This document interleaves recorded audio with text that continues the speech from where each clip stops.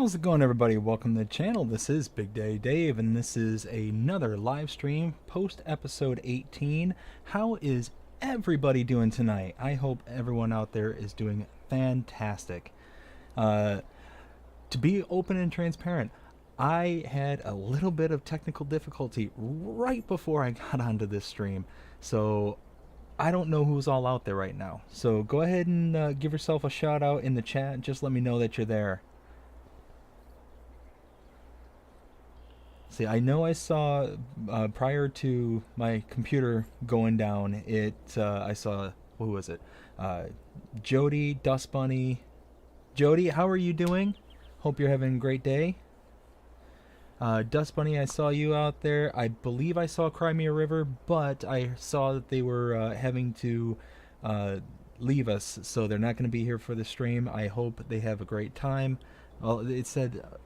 I think it said it had something to do with a sleep study, so I hope it goes okay for you.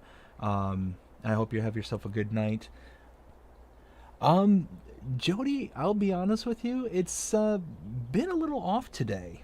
I'll give you some more details here in a little bit once we kind of say hi to everyone and kind of get into the stream a little bit more. But I've been doing a lot of pondering here today. Yeah, it's been an interesting one, but let's see. How about yourself? You been having a good day so far? Oh yeah, you said good day. Who else is out there? Dust Bunny, are you out there still, or? I thought I saw Luke. Some reason my Dust Bunny, yes. How are you doing today?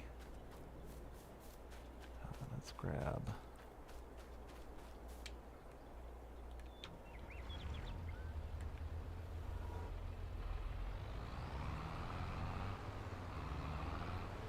Whoops. Can't wait for that map to come out to count. Oh, is that are you talking about the map that just dropped today? It's just for PC right now. I think it was what, Oxygen David? I forget what it was called off the top of my head. Doing well, awesome, Dust Bunny. Glad to hear it. Ooh, now which one of these is my mulcher? I think that's my roller. That's my mulcher right there.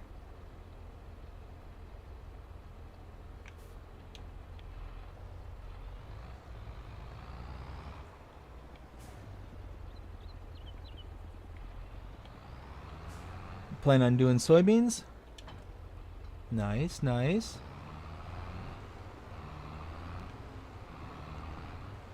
Alright, so we are picking up right off the back of yesterday's stream, and what was going on there, we were working on just several contracts, trying to get the money to come up, and at the same time trying to get these fields back up and running. One thing that I forgot to do with all of them is mulch them to kind of get that little extra percentage out of them. So let's see, go to, is it this screen? Yes. Yeah, so I just need to mulch these just so they'll get that little extra percentage out of them. Oh, this is a great map. Oh, the beehive, yes, that is the, I can show you that real fast. That is here under animals, under bees. This thing is an absolute monster. It's in the red barn pack, so it's a part of a much bigger pack. It also comes with, like, oops, no, don't delete things. Let's see, red barn.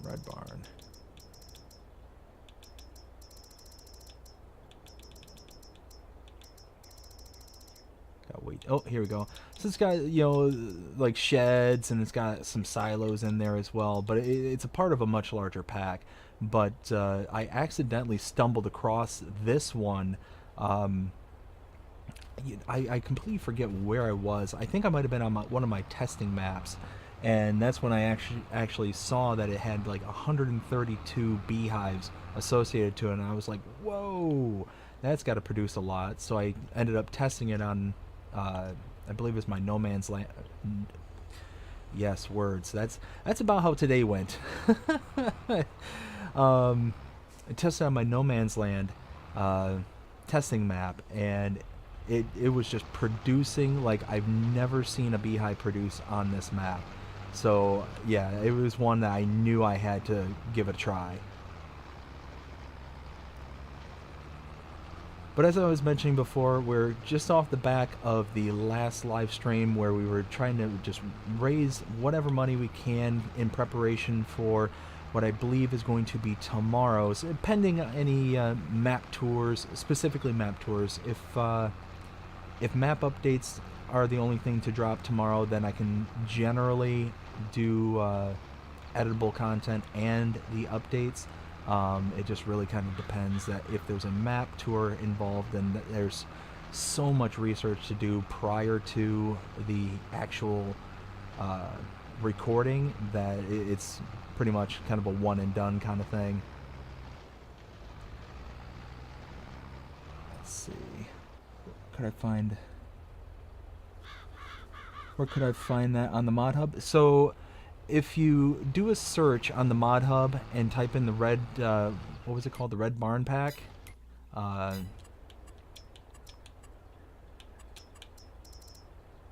Yeah, if you type in the red barn pack, it should come up with that on the mod hub itself. And if you play more like American style maps, then the rest of the barns and buildings really kind of work out. But like on this particular map here, it really is kind of useless other than the beehive itself. I mean, and really it doesn't even really fit the kind of scheme of this map, but that's kind of why I just tucked it away in the corner, so it's not really like prominent on the farm. Then it was just a real good place to kind of, you know, put it out of the way and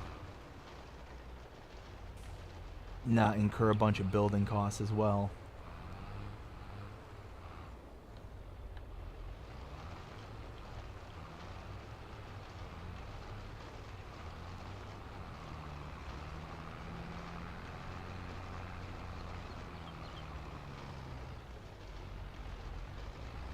Oh, come on, little tractor, you got this. Come on, come on.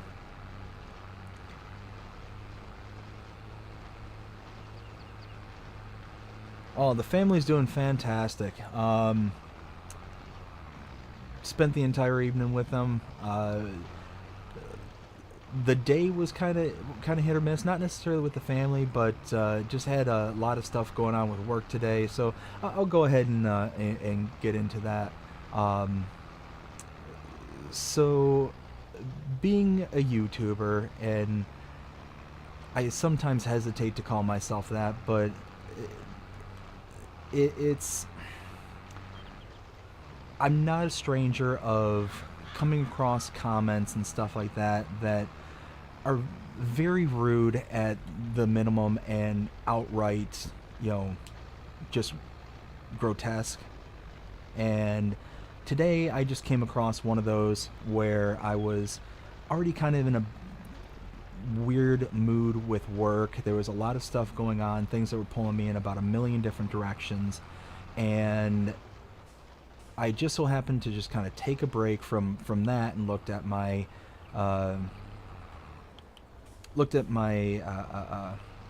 application for the channel just to see how everything was going, see what's working, what's not on videos and all that.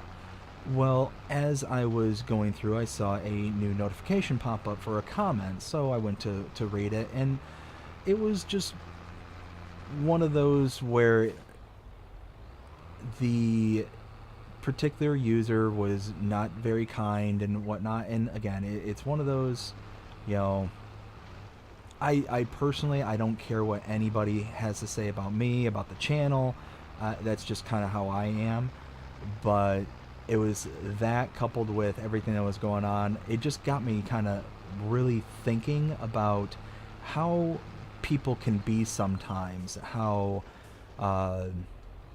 in particular how strangers can act from against people they have no idea who they are, what they represent. It's really, and I got to thinking about it, and that was what was making me more kind of wonky than anything, was just sitting there thinking just how cruel people can be sometimes. And again, I'm not necessarily concerned about the comment. I was more kind of reflecting upon, kind of life and its, kind of darker sides. And yeah, it was just kind of a weird, moment to be in. But it's one of those that once everything was kind of all said and done, I just kind of pushed it out and was like, it sucked. But at the end of the day, they mean absolutely nothing with me. I felt that I kind of took the high road with, saying, well, one of those, sorry that you feel the way that you feel, but I hope you enjoyed the content and that you have yourself a great day. Just one of those that, at the end of the day, I don't want anybody's negativity to kind of rub off on me. And again, not that the comment or anything like that rubbed off on me. It's just I got into my own head and started thinking much deeper beyond that and how people can be to each other. I'll give you a perfect example. So I used to work back when I was 16 through 18 at a Target up in Michigan.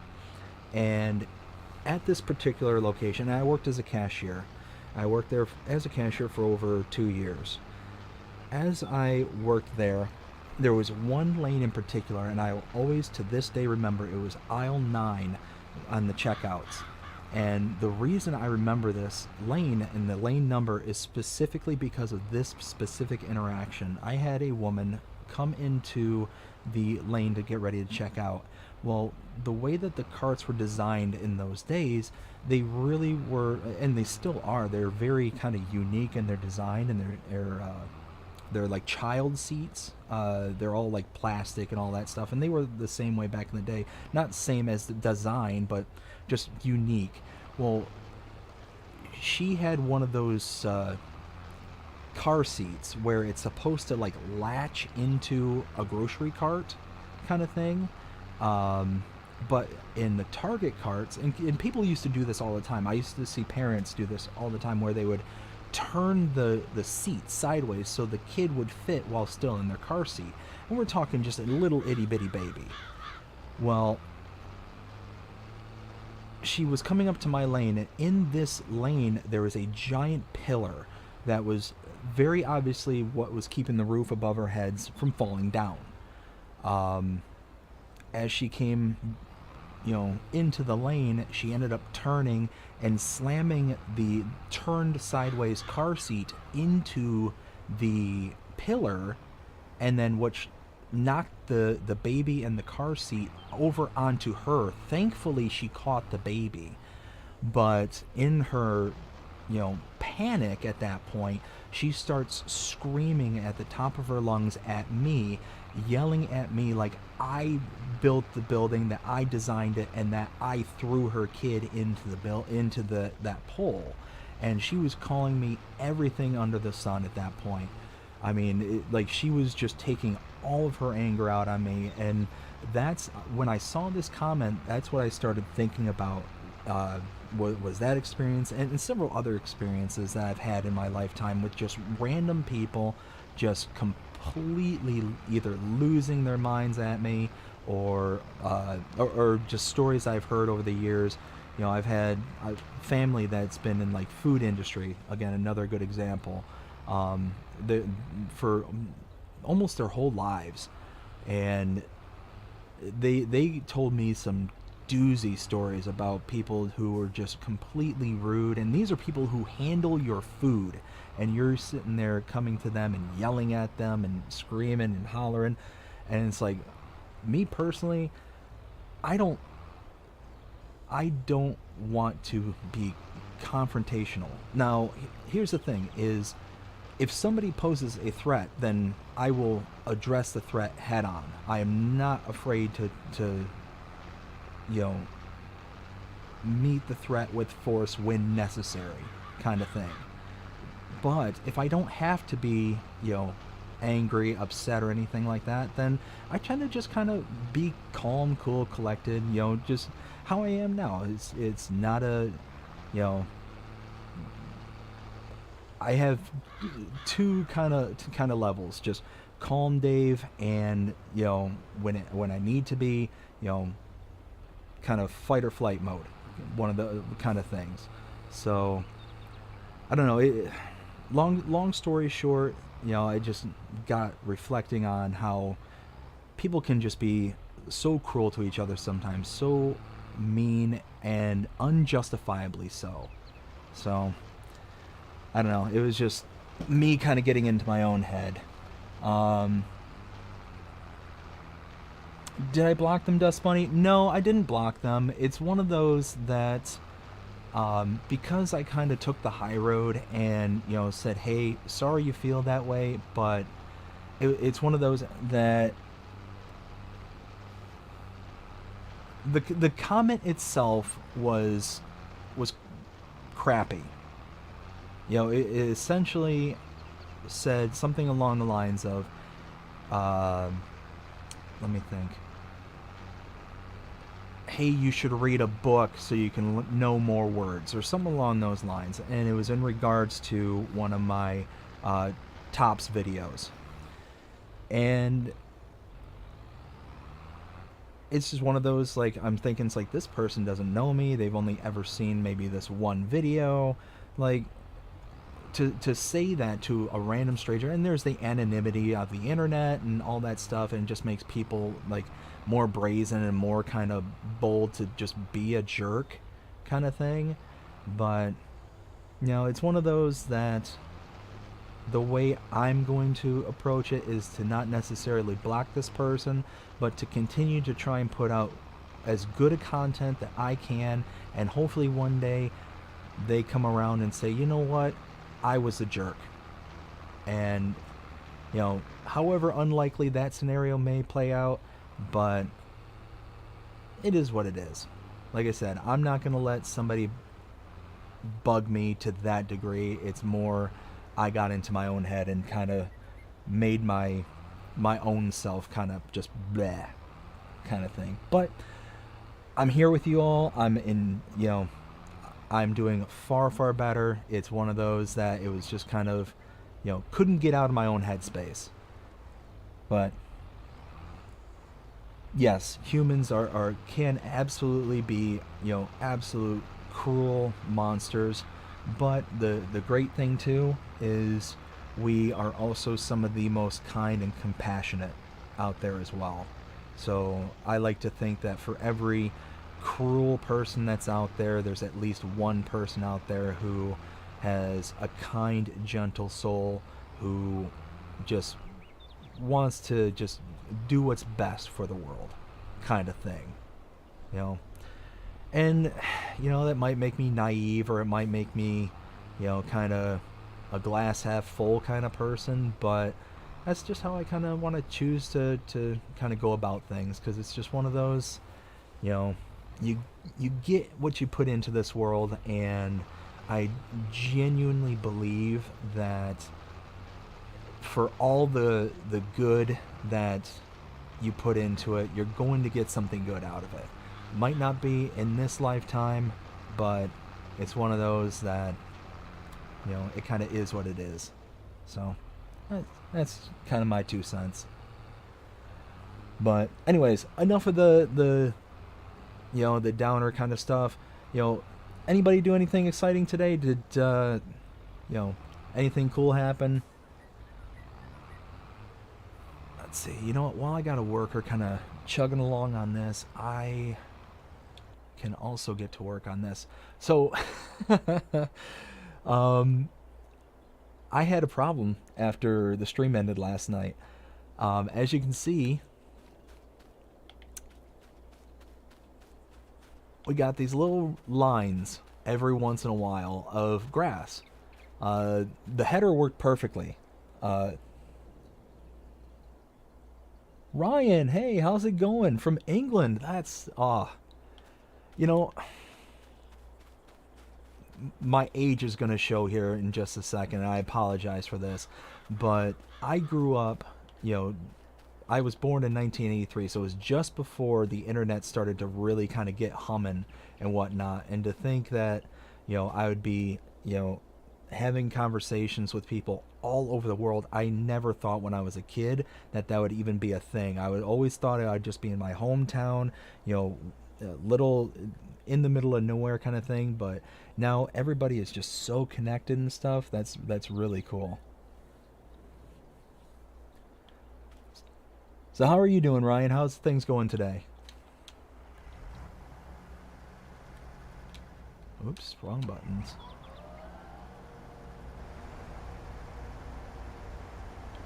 Oh man, I didn't even think about that, Dust Bunny. Yeah, it has to be really early in the morning.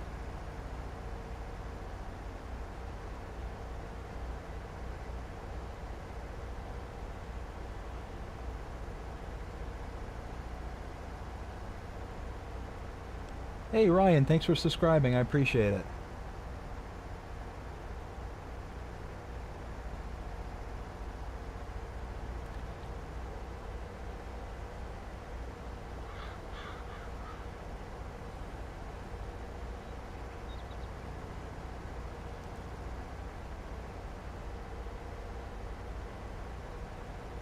Wow, 3 in the morning. Whew. You are a trooper. And Jody, I didn't miss that. The New Jersey map. Are you talking about East Vineland? That one, yes, I do like that map. That is a good one.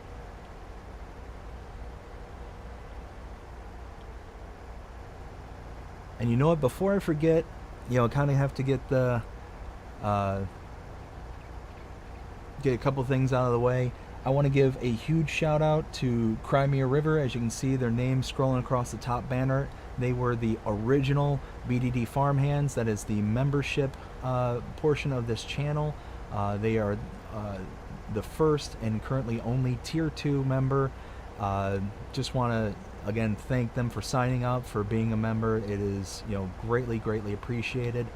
Just if there's anybody out there who wants to take a look at the membership and potentially join in, go ahead and take a look at the join button there and see what kind of additional offers that are available.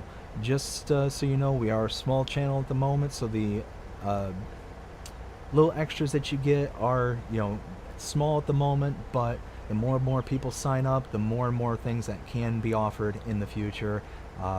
Just really looking forward to being able to grow this channel and be able to make it something to where we can really do some cool things in the future.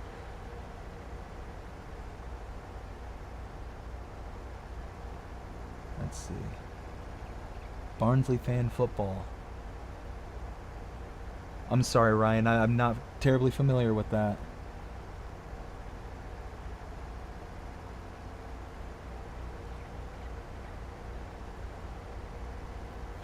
Let's see. I think that's pretty much it here. So now let's get the worker to take this to the 92 field. And then I can go grab the baler and work on that. So nope, wrong button. We'll take it right here.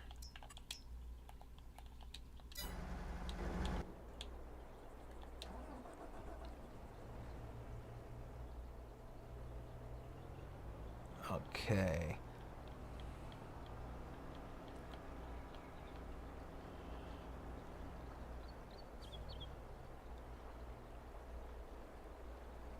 Sorry about that. If you don't, I'm aware of like English football. I know us Americans we call it soccer, but I'm not familiar with the teams in that regard. But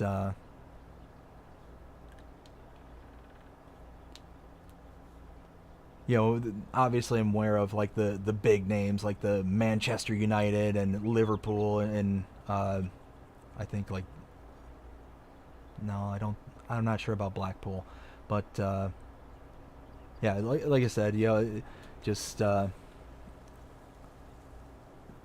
soccer is just not as big of a thing over in the U.S. as it is, pretty much everywhere in the world. We're kind of the weird ones on that one.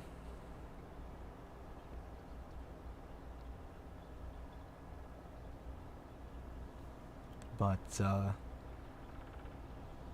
let's see. So the plan here is to finish out these 3 contracts. Once the 3 contracts are done, sell off all the product, because as I keep mentioning, don't have any need whatsoever for any of the product. It's completely packed full to the rafters there at the farm, so just gonna go ahead and use this as sell bait, and just start really racking up the extra cash, and then hopefully that'll set us up really good for when we do the next episodic on the mains channel and whatnot, or not main channel but main series kind of thing. So for anybody who's not familiar with how I'm kind of setting up these live streams versus the episodics, we've got the main Let's Play series. Those are generally numbered, or I should say, those are typically named, the Let's Plays, the series name or the map name, the number for the episode, and then the game that I'm playing, Farming Simulator 22. And what I started to do is the live streams. And these live streams are mainly kind of the behind the scenes of the episodics. That's why the live streams are named post 18 number, well, this one's number 2 because we had number 1 last night. So basically this is going to give us a good opportunity just to kind of hang out, relax, talk with each other, and just kind of give you a visual of, I'm doing the work to avoid the kind of pitfalls that some other YouTubers fall into when it comes to their Let's Play series. There's some people out there who will, very quickly accuse of, cheating money into the system, or, things like that. So I try to avoid that by just coming on here, being able to hang out and show that, hey, the work is being done, kind of thing. And while I'm doing this, I can show some tips and tricks. I can, just kind of hang out with you all and see if there's anything that you want to discuss, and just kind of, go from there, kind of thing. Let's see. Ryan, is this a new map? Not in particular. This has been out for a little while. This is the Valley, the old farm, and it's been out for, my guess is probably a couple of months now. Come on, get off the fence. You can do it. Ah, the Steiger, the workhorse of the farm. Gotta love this tractor. So yeah, this one is made by Black Sheep Modding, and it's just an absolutely fantastic map. If you play on console, this is a real good one to take a look at.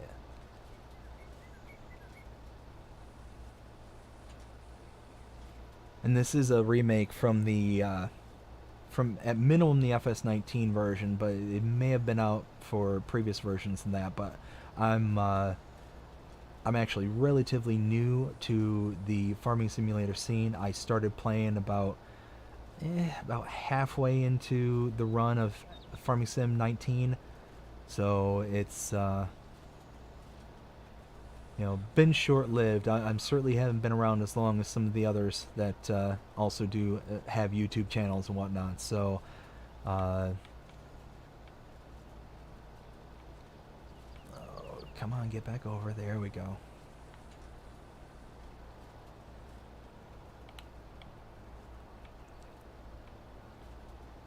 Oh, nice. I tell you what, that is, I've said it several times now, but that's why Steiger. Dust Bunny, thank you. I absolutely love that.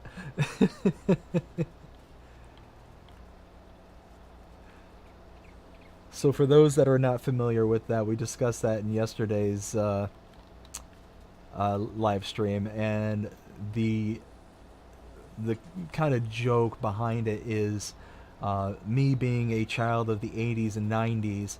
I grew up with those television commercials where you always had the deep, salty voiced announcer person, and they're always kind of hyping up whatever vehicle or brand that they're selling. And the one that, like, car commercials that were notorious for using this kind of same voice actor over and over and over.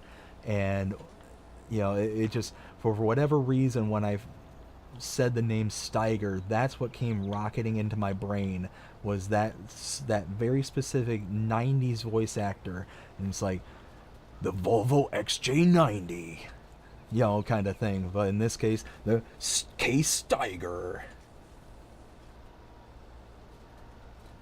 So the pickup width for this windrower, let's see, seems I'm on a good straightaway. I'm not sure if it actually shows me the...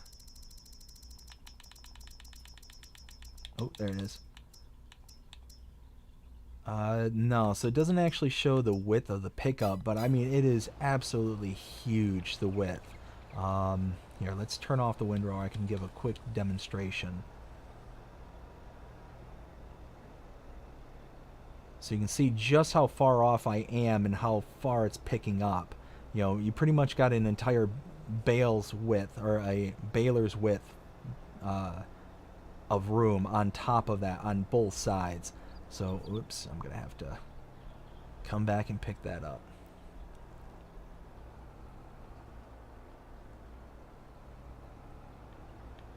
But born in the 90s. So you might be familiar if... like towards the tail end of the 90s, because they were still doing those kind of commercials like way up into like the late 90s into the early 2s, and they were just everywhere. It seemed like every single brand was using this same exact voice actor, just that very deep, sultry voice that they had. And it's just, yeah, just one of those that I don't know why, but it just brought back like a huge rush of memories. Oh, I'm sorry, Dust Bunny. So the windrower itself pretty much cuts off right towards the edge, like the right side outer edge and left side outer edge of the windrower itself. Ooh, don't hit the bale. There we go. I might... Oh, and you know what? This windrower too, here, let's keep going. This windrower is so awesome. If you look here under the windrowers, and this one's the tailed, or trailed. This one you can adjust. So you see the model here, you got the 10.3, which I think is what this is set at. You also have a 12, a 16, and a 20 meter. So you can have a monster of a windrower with this.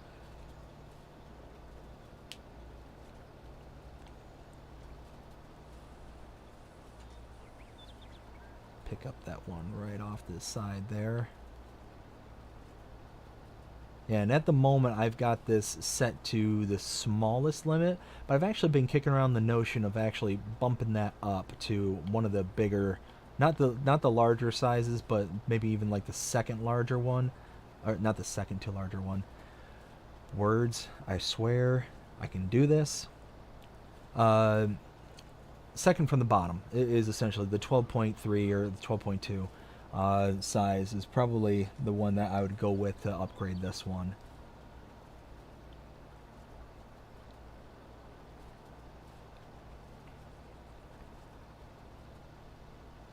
So this field is going to produce so many bales. Words are hard. Yes. Yes. Words are hard. English is hard. Just everything's hard today. But you know what? Like I said, when you got good company like y'all, it's very easy for all the silly things in the world to just kind of melt away, kind of thing.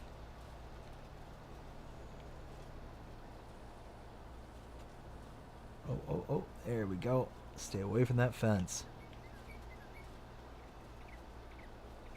But, let's see. Just making sure that I'm keeping up with the chat here.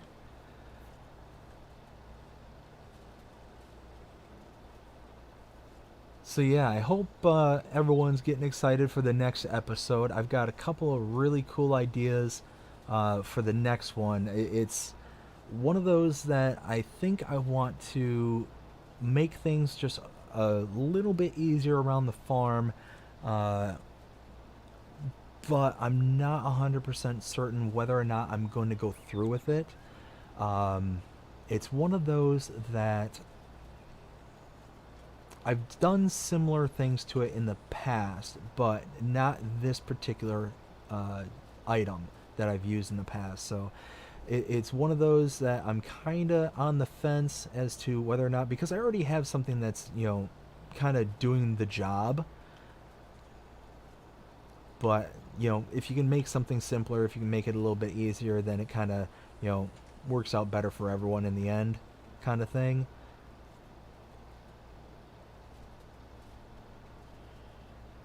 But then I kind of think, if I'm doing this, it makes it a little bit easier. But because I already have the necessary components to do it already, am I just opting to be lazy, kind of thing? So it's one of those. I don't know. I just.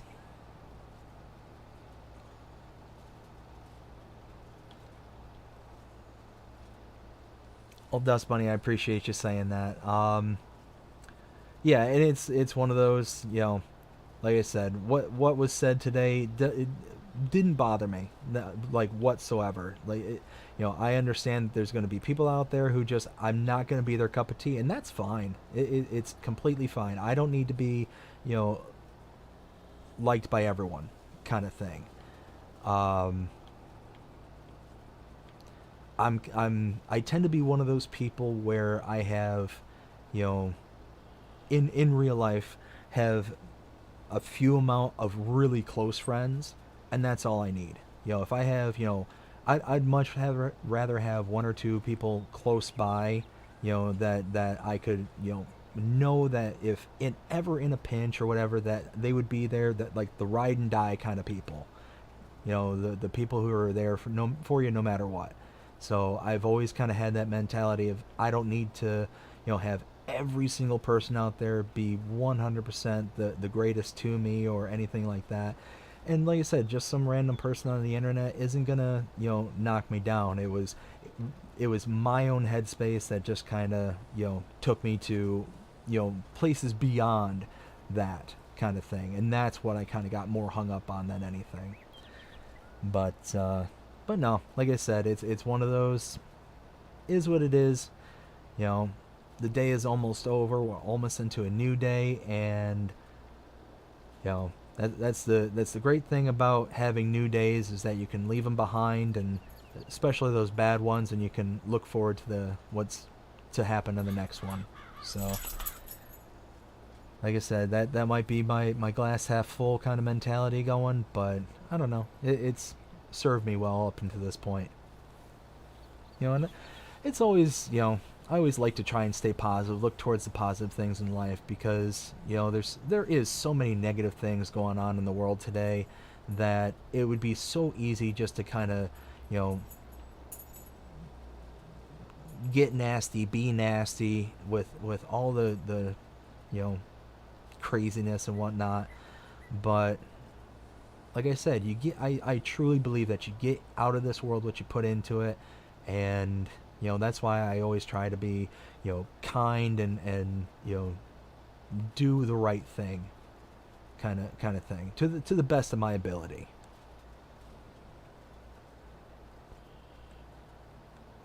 Oh, there we go.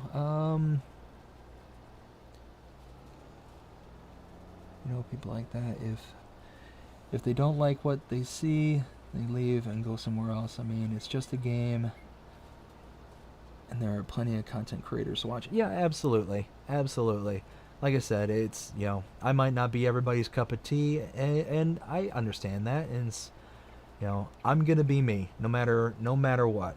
I'm not gonna change who I am to try and please people who, for all I know, are unpleasable, kind of thing. And it's like chasing the dragon kind of thing. You could sit there and try to be loved by everyone, or like I said, just be loved by the few that are truly going to be there for you in the end, kind of thing. So that's the people that I want to chase, is you know those people who I can count on. And like I said, somebody on the internet ain't gonna break my spirits. So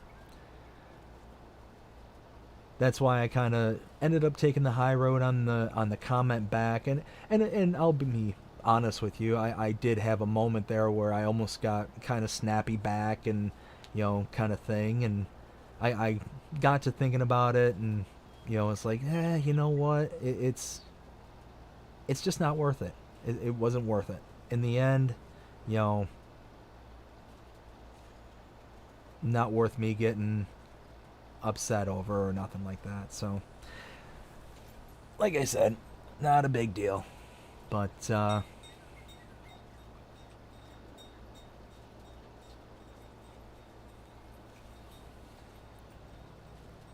what's funny is I've mowed the grass on this field several times now, and every single time I do it, I always forget just how large this field is, because I'm so used to all the other fields being relatively small in this field, that once I get out here and I start putting in the work, it just dawns on me. It's like, holy smokes, like I'm out here forever, it feels like. But it's one of those kind of size being relative kind of moments. Because if you look at the map itself,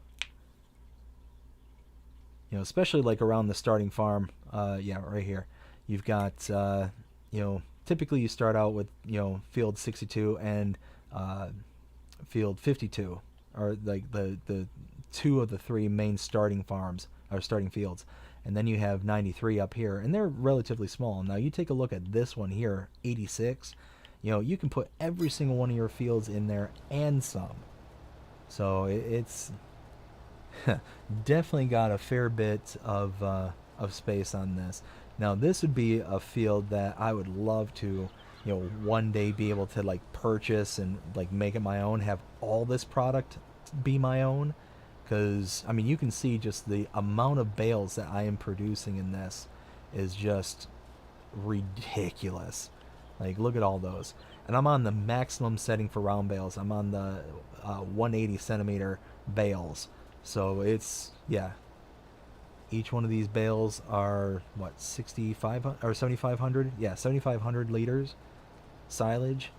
So it's gonna be yeah, a good payday, because I think it was what, 20 going back up, yeah, $26,000 contract just to finish this field, and then throw in on top of it whatever bales are remaining, and it might be one and a half trips with my trailer, uh, maybe 1 and 3/4 for the contract to complete. At least that's what it has been in the past. Now, what also is nice, I've mentioned before, is that this baler, because it's got the silage additive, you're getting a bonus on intake for the grass that you're putting in. So you're getting, I think it's 5% bonus. That's in addition to what's actually being picked up from the field itself. So that's like just that little bit extra, and it doesn't seem like that. That 5% is anything too major, but you figure 5% in addition to the grass that's being picked up here, that adds up. Like, especially this larger field, that'll add up real quick. So that's why I always try and find me a baler that will, or a forage pickup of some sort that will have that silage additive tank, just because it's just, you're leaving product on the table at that point. You know, it just, to me, just makes sense to try and find those sets of equipment to be able to just get that little bit extra.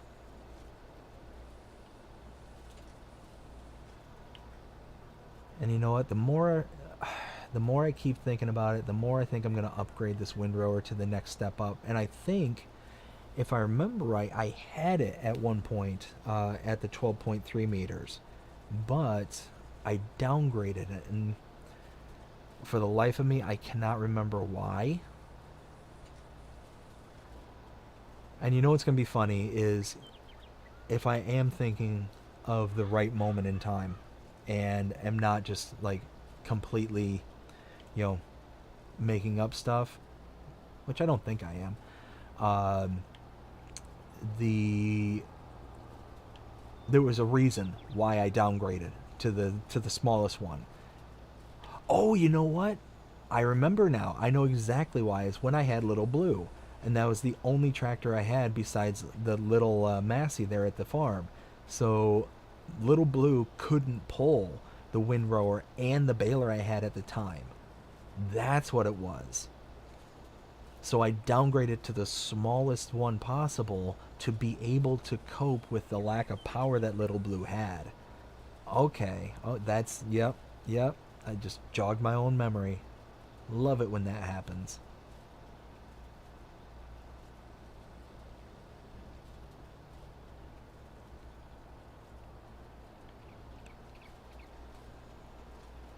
It's funny. It's one of those that there are times when I can get pretty forgetful if I get like too many, you know, juggling too many things or whatnot. I tend to forget one thing or another, and it always, you know, tends to be like the smallest of the detailed ones. Like the bigger ones I always tend to remember, but it's those little ones that I'm like, you know, just it got overwritten by something else that was more important, kind of thing. And then, of course, because I forget about it, it ends up being important because, you know, it's now the only thing left to be important. So it's one of those, just like this moment here, I'll sit there and be talking about something, and then all of a sudden I'll be like, oh no, I forgot to do a thing.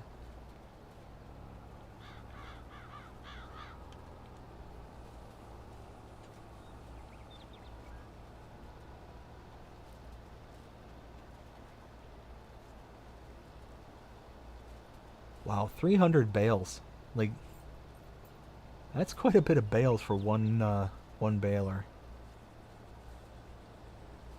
I'm actually rather curious on, is there a counter limit for the bale counts up in the upper left hand corner?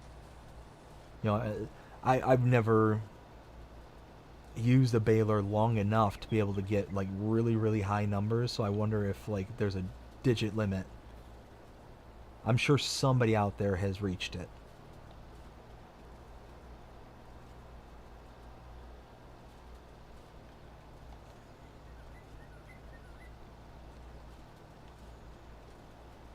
Uh, I just keep looking around at this map and just realizing how stunning this map is.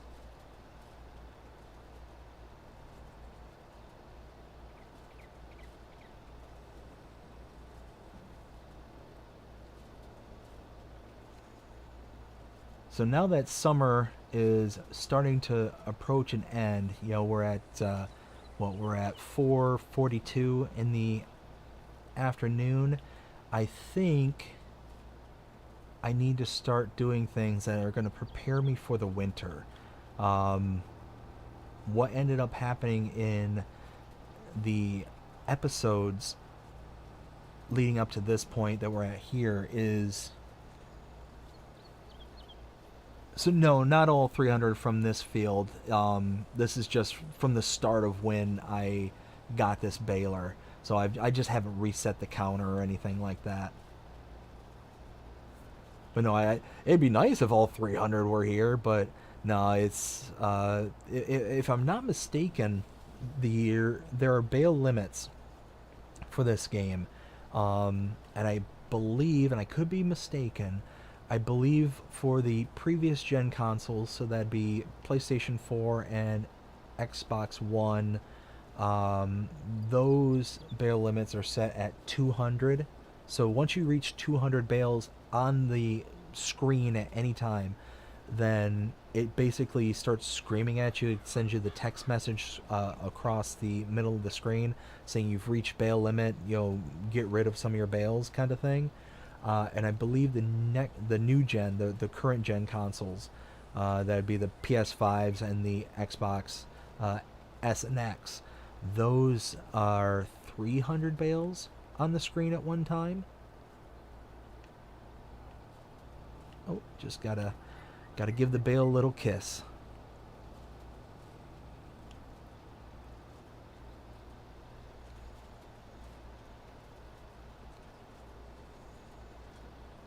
But yeah, I'm actually really impressed with this baler already doing 300 bales.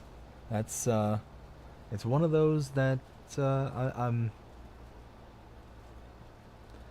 pretty pretty excited about, actually. It's one of those that it's you get to kind of look back at the bale count and stuff like that and just realize just how much work you did to get to that point.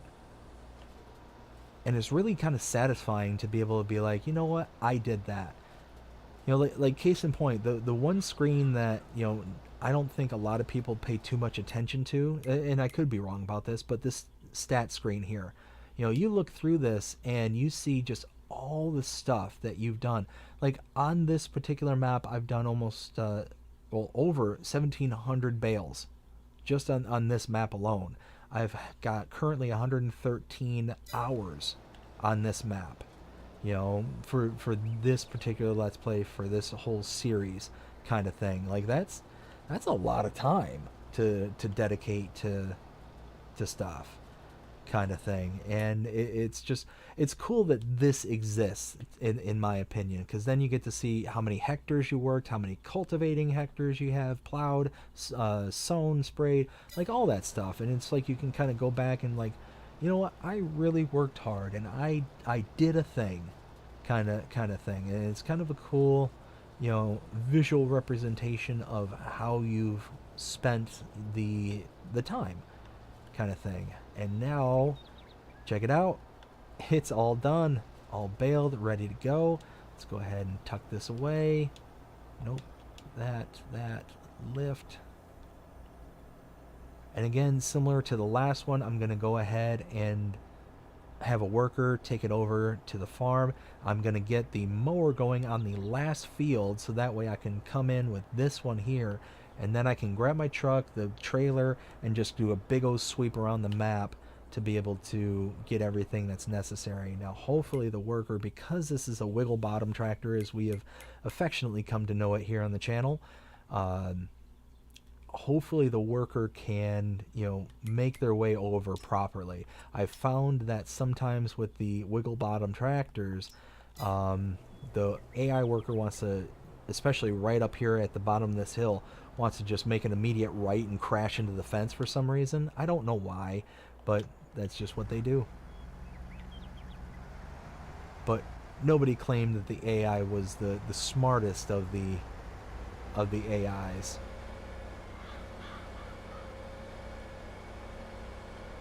So yeah, I think the entrance is on this side here. Whoa, whoa, whoa, whoa, whoa, bumps! You're killing me here.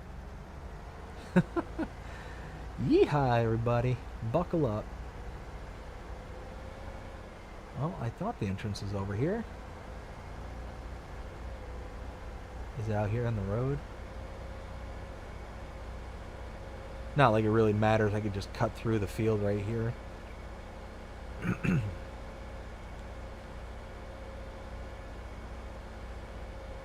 Yeah, there it is.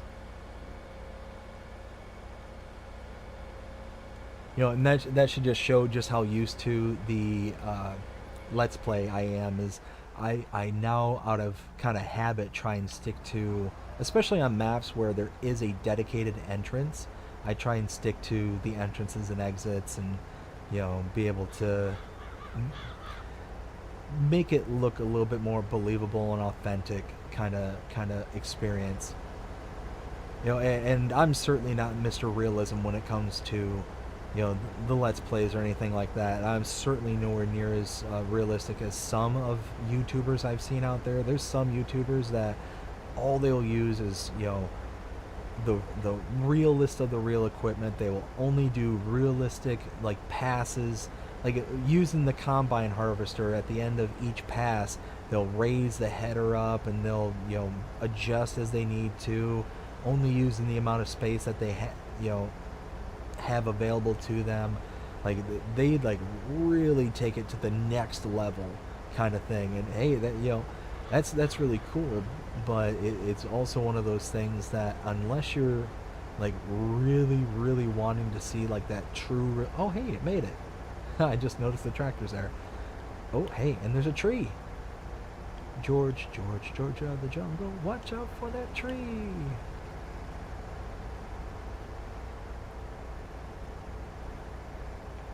But if you're like I was saying, if you're like really wanting realism, they are out there.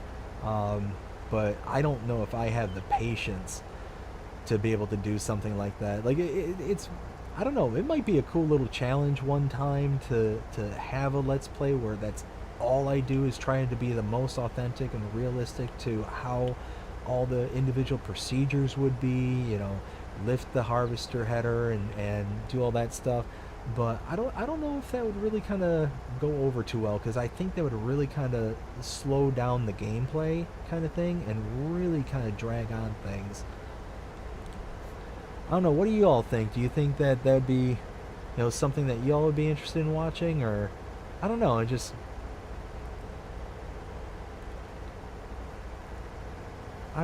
don't know. Like it to me would just seem like it would get really boring really fast. But I mean, I could be mistaken. It's one of those that everybody's different in how they feel about that.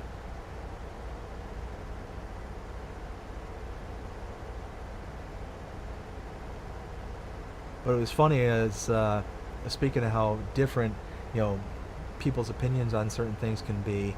It was actually funny because I was watching a Mr. Sealy P episode that he, or not an episode, but a clip that he released today, and it was all about field flipping. And if you're not familiar with what field flipping is, it's essentially when you have a field that's ready to harvest, and all you want is the product from that field. So what you do is you purchase the field and then get the product that's in it, whatever the product may be, and then you sell the field back. And because you always make back the same amount that you bought it for, you're essentially just stealing the product. And according to Mr. Sealy P, it's a very controversial thing. There's some people out there he claims that are really like adamant against it, that it's a really bad, awful, very good, no but very bad thing kind of thing. And then there's other people it's like, yeah, I mean, it's a mechanism of the game, it is what it is kind of thing. And I mean, I have no opinion on it either way. Like I personally wouldn't do it for a Let's Play, because I think that it's kind of I mean, he would call it cheaty, but I mean, just kind of you can't really explain that too well in the story kind of thing of, oh yeah, I just bought this property, oh yeah, I just sold this property because I just stole or quote unquote stole the product off of it. But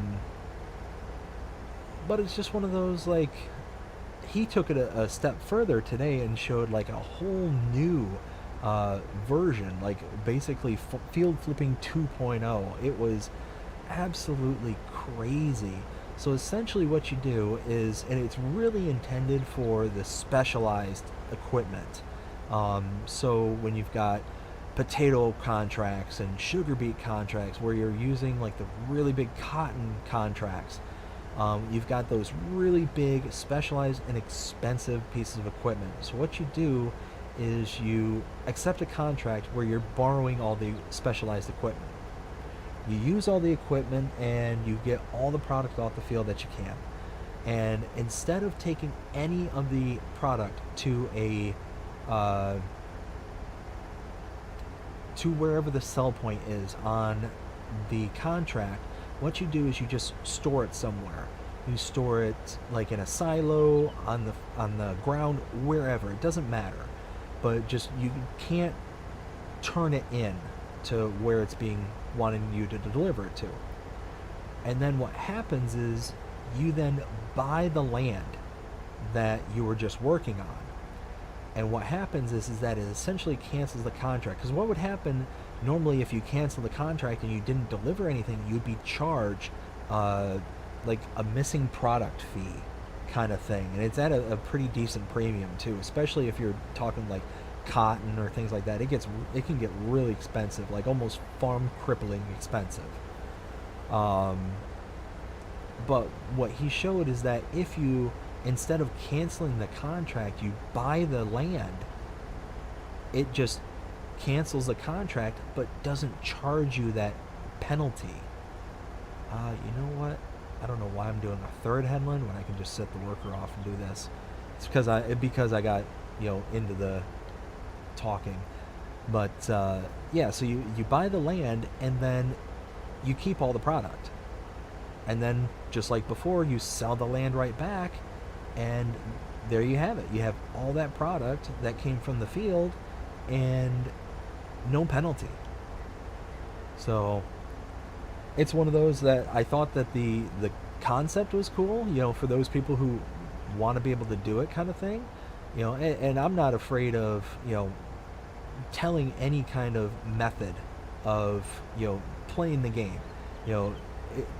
The one thing I've always said about this game, the greatest feature about it is that it's really to whoever wants to play it is going to be however they want to play it.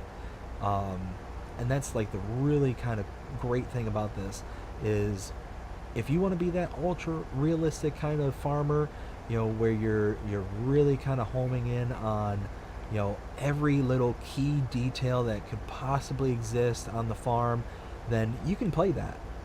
But if you just want to be like the casual, I just want to come on, play, get some things accomplished, and then call it a day kind of player, then that's great too, So that's why I personally, I'm not afraid of, sitting here telling these kind of, things is, if you like it, you like it. If you don't, you don't. It's totally up to the individual. So wow, has that been spinning the whole time? Now, let's back up here. Let's take a look at the map. Let's see, I'm up here. That needs rolled. Oh, looks like my mulcher missed some stuff. Well, it should be easy to find because either it's going to have weeds or lime on it. So it looks like the first one's over here.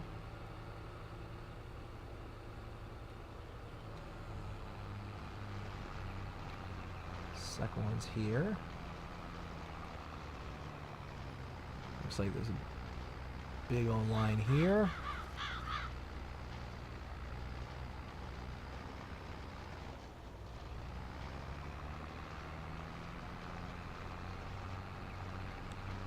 Here before too long, I'm going to have to fix up the tractor here. It's seen better days. Let's see. Okay, got those, and just those little pieces in the corner. Be good to go.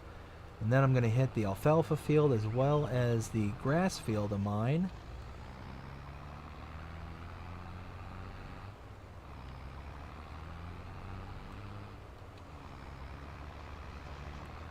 No, that's not it.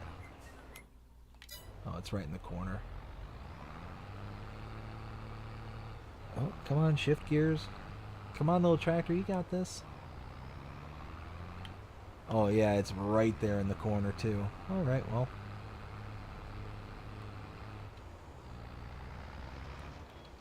And there we go. Alright, so this one's done.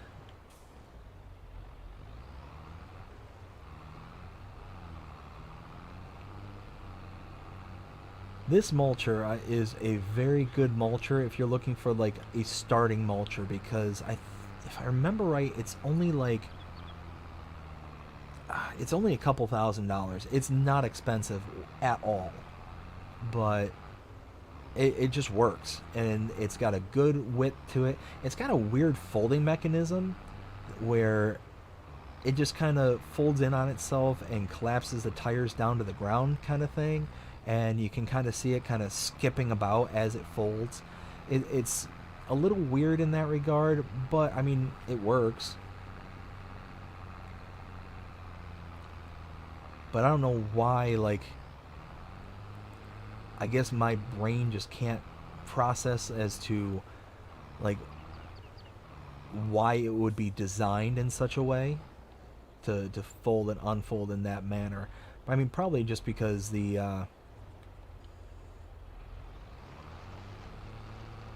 way it would end up working, you would just have to like move forward to get it to unfold. So it's almost kind of a natural, pull forward and then boop, it unfolds and rolls as you go. And I just hide this for a second so I can get through.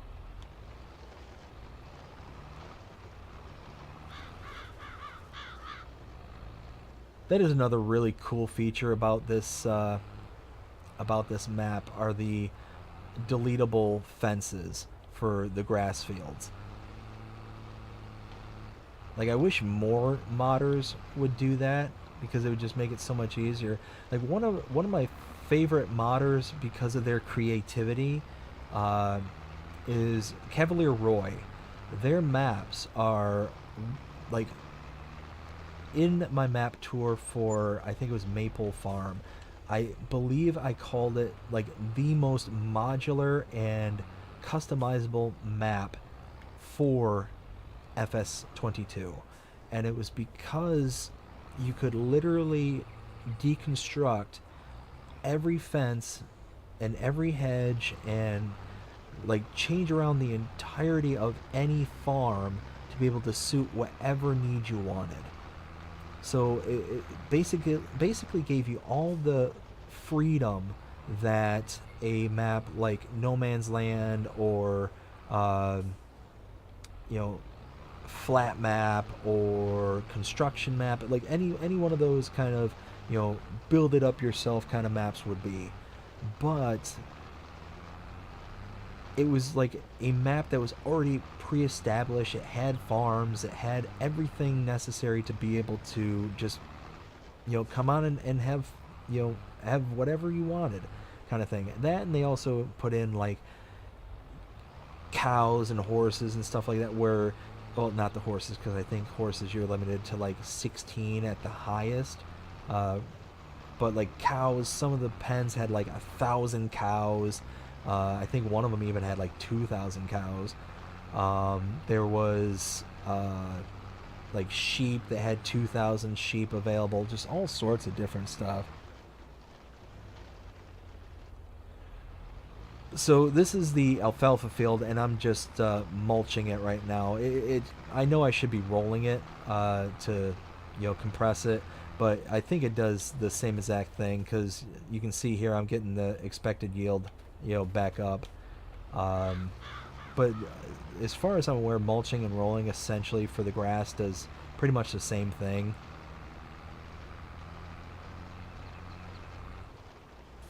Now, correct me if I'm wrong with that, because I haven't noticed it not work in the past.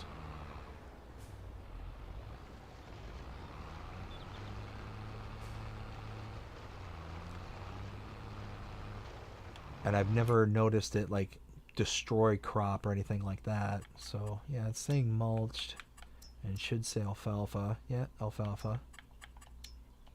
Yeah, so yeah, so technically I am mulching it, but like I said, I think it works the same as the rolling.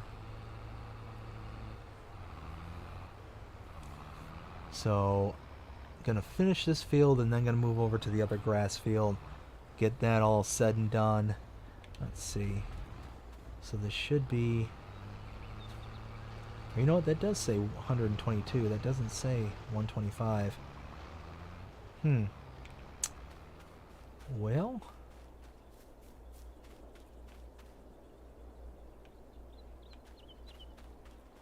because this was, yeah, it's, oh, oh, I didn't put nitrogen on it. That's why it's saying expected yield is 122 and not, okay, okay. That's what's going on here. So yeah, I am getting the full expected bonus. It's just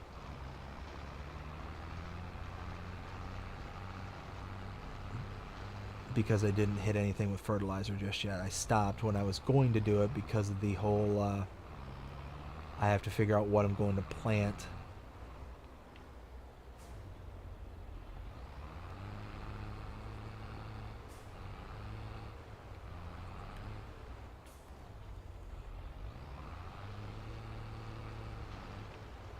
There we go. So it looks like the mower is still chugging along and doing their thing. Maybe about, well, it looks like it's approaching the halfway mark maybe.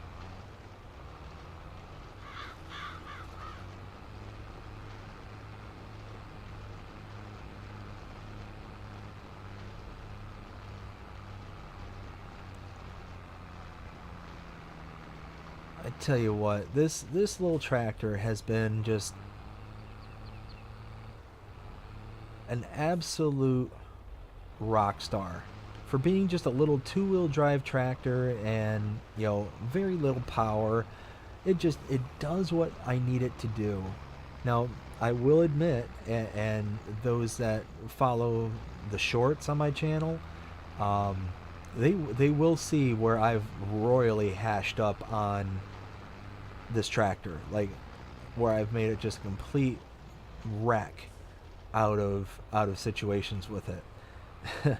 I've turned this thing on its side, and the great thing about having a four-wheel drive tractor, a four-wheel drive vehicle, period, full sentence stop, is that if you sit there and kind of wiggle the tires and you know, give it some gas and all that stuff, it will, you know, eventually turn over on its tires, as long as you don't have like a fully loaded trailer or something else that's kind of attached to it and weighing it down. But if it's just the tractor itself, then you tend to be fine if it's a four-wheel drive tractor. But with this two-wheel drive tractor, that isn't a thing. That's why, you know, you'll see me engage ramming speed with a lot of the, you know, with the truck or with other pieces of equipment that may be closer. That would be why.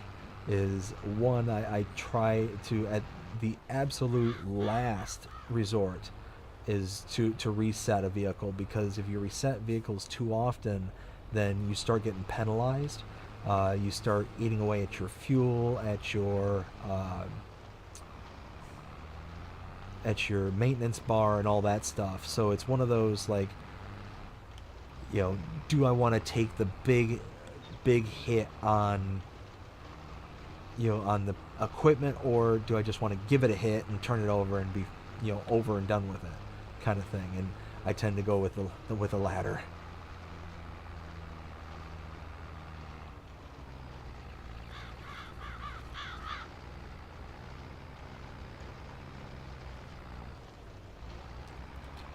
I do like that dust animation. Like, there's so many, like, when thinking back to FS19 versus FS22, and really you get that with any game ever. You get a previous iteration, then you get the newer iteration, so on and so forth. You always see those kind of, you know, improvements that have been made year in and year out. And the one thing that is just always catches me off guard every time I notice it is just the animations that were used. I mentioned it the other day with the hay animation, when you're tedding the field there, and it's just kicking up all the grass fibers, just shooting up into the screen, kind of thing. But then you look at the kind of the dust going on here, and it's just, again, just a simple little thing that is really, really cool. Now, there are times when I take a look at all the mods and whatnot, and occasionally I'll go on to like the all the mods that are available kind of thing for both, you know, consoles, because that's what I play on, and PC and Macs. And I sit there and it's like, man, there's so many cool mods for PC that just aren't available for console players. Like the real dust mod is, oh wow, it's really screaming there. Um, the real dust mod, it seems really cool because it kicks up like far more particulates in the air when you're harvesting, when you're just doing anything in general. It's just all those like dust particles just really kick up in the air, kind of thing. And then you got the real colored dirt. So if you're, you know, going through dark patches of dirt, then you see the darker mud on your tractors and vehicles. If you see snow, then you get snow caked up on the wheel wells and on the tractor itself. And it's like, you know, it's just that extra layer of realism that is cool, that doesn't involve you really having to change your habits, kind of thing, and really kind of adapt to that sense of realistic gameplay. And it looks like the... Oh, hey. What are you doing out there?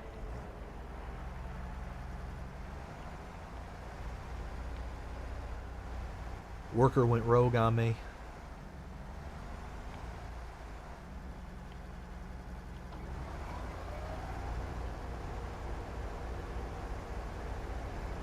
Well, they were doing a real good job until right then. Oh well.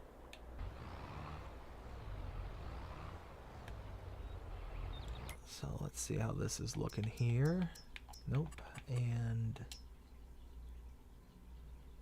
Alright, well, so far so good. This worker is chugging along. Now, one real cool thing I will say that's really cool about this particular windrower, and I want to be careful about doing it here, so I'm going to sit in it while it does it. But because windrowers... Oh, you know what? While I'm thinking of it, hold on before I do this. But because windrowers, you know, allow you to hire workers, I can hire a worker using this tractor in this setup, and it's going to pick up all the product that is windrowed automatically. So just a little FYI, if you wanted to be able to go ahead and, you know, kind of set a worker off and just kind of let them do their thing, that is an option for this. But the only bad thing I find with hiring an AI worker while windrowing and using this particular baler is if the AI wants to kind of turn around or do anything and it starts to shoot out a bale right there in the turnaround, then there's really nothing... Whoa, what did I just... Oh, hey, there's a wall there. Like I said, the farmer cop there has a crash counter, and I feel like I need to get one too. So let's... You know what? Let's repair.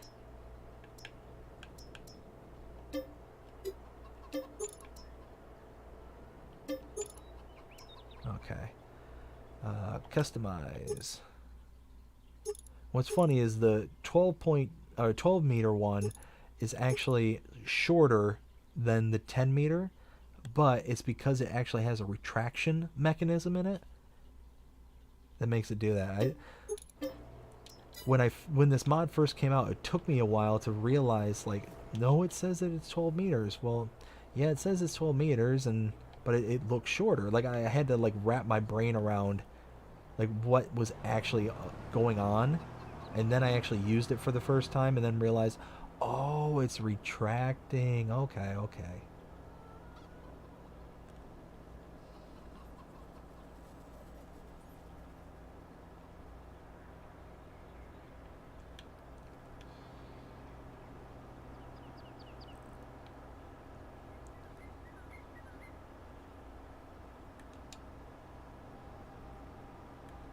Take that down.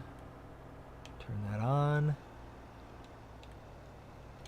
But yeah, like I was saying, the reason I want to be careful, like I'm gonna hire a worker just to kind of, you know, demonstrate the point. But the reason I want to be careful is because my sugar beets are right there, and I don't want the worker to go rogue and for some reason park right out in the middle of my sugar beets, and then I'm, kind of out of luck. Yeah, worker's going. Go ahead and hop out.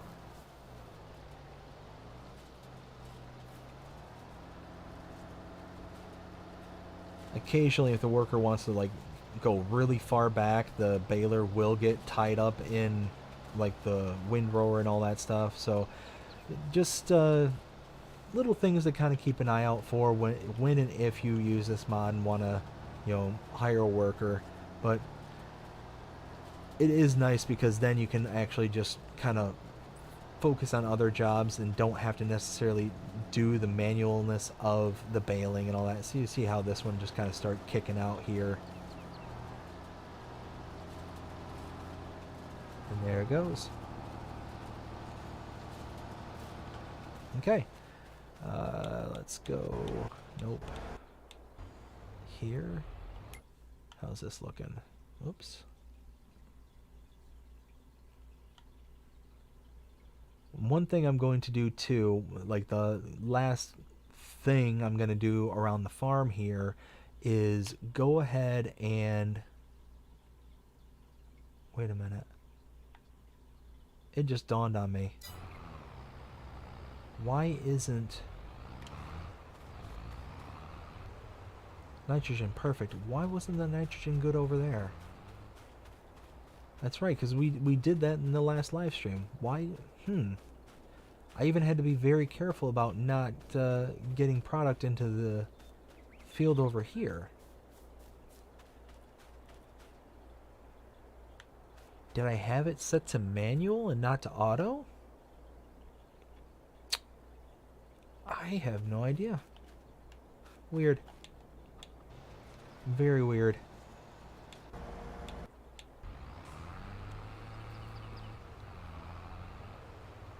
I cannot think of a reason why that would have done that.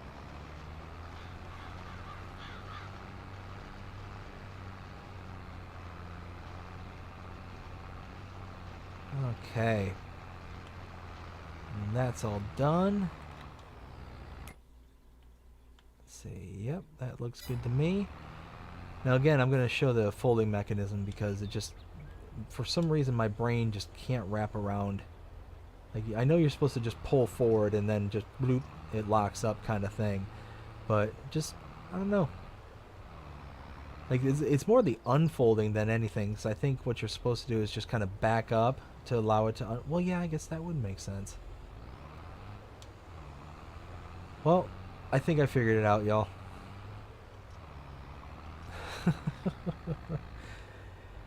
It's one of those, it's getting late, it's almost 11 o'clock my time, and yeah, I've been burning the candle at both ends for quite some time here lately.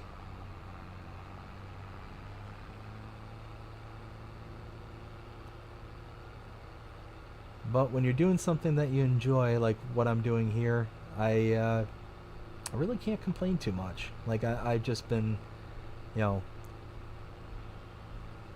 my typical work day, or my typical day, starts out where, if my daughter, sleeps in, and she sleeps really, really well. My wife and I are extremely lucky parents. But she tends to sleep in anywhere between like 7, anywhere from 7 to 8:30, 9 o'clock. Like, it can vary anywhere in there. But my work day tends to start at 8 o'clock, and I am lucky enough to be able to work remote, and have worked remote for many, many years. Like long... Whoa. Did not turn quick enough there. I can put these bales away too. But long before the pandemic hit, I was able to work from home and whatnot. So it wasn't like I was a part of the shift when that happened. There we go. Nice. So my work day starts at 8 o'clock. I'll tend to work until 5 ish. Depending on what's going on in the day. I tend to, if my job needs me to stay later, then I'll stay later. If they don't, they don't, kind of thing. So yeah, here we go. And actually, you know what we can do? Let's grab the truck and start heading out. But grab our bale trailer over here and head out to that first field, and we can just start making our way selling out bales. But so yeah, if I'm able to get out at 5 o'clock, like a normal day, then I will hang out with the family until about 9ish when we put our daughter down to bed, and then I come on here and either hang out with everybody here, or I make the episodics, do map tours, whatever the case may be, whatever is called for that day. And there was a period there where I was really trying hard to get all the maps that had been released, have a map tour created for each one of the maps. And the reason I was doing that is because I had just started doing the map update series, to where I would go through and list out all the individual updates that were made and be able to show all the updates, if available, kind of thing. But what I wanted to specifically do was have kind of a running record of, the maps, being from map tour to update to update to update kind of thing. And what was happening is I was just pumping out a map tour after map tour after map tour, and I was just releasing them this one after another after another after another.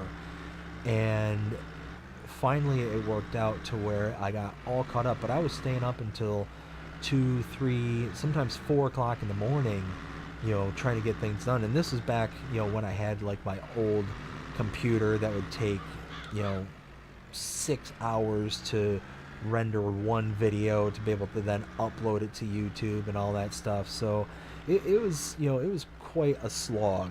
Ooh, hey, to get everything, to the point where I wanted it, kind of thing. So I was, very glad when I had finally got all caught up, because the reason I had to do so many map tours is because I had decided to do YouTube, a good chunk of the way into FS22 being a thing, kind of deal. So it was just one of those that, I had a lot of work ahead of me, but I wasn't afraid to, roll up my sleeves and get it done. And, my daughter wakes up when she wakes up, and when she wakes up, I'm gonna be up there with her, kind of thing. So it was my choice to, be able to stay up that late and still get up with her in the mornings and play and, do all of the fatherly duties that I wanted to be able to be there for, because, she didn't choose this, I did. So I certainly wasn't going to take time away from her. And, I was, dog tired, wanting to sleep, wanting to just relax and not do a whole heck of a lot. But, I trudged through it, persevered, and got all of that content out. And, now I'm to the point to where I make map tours when they come out and become available. I make, updates when they come out and come available.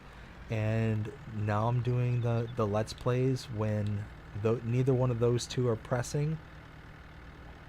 So, yes, okay, cool. I was really concerned with there being too much product in here, because even though I don't own the biogas plant, you still have a limited amount of capacity at any given production point. So I didn't want to necessarily run into accepting all 3 of these contracts and not having a place to take them. But yeah, now I'm doing the live streams here, these kind of in-between episodes of the episodics. And, I mean, so far I think it's going good. I'm having loads and loads of fun hanging out with y'all, being able to just kind of What finished?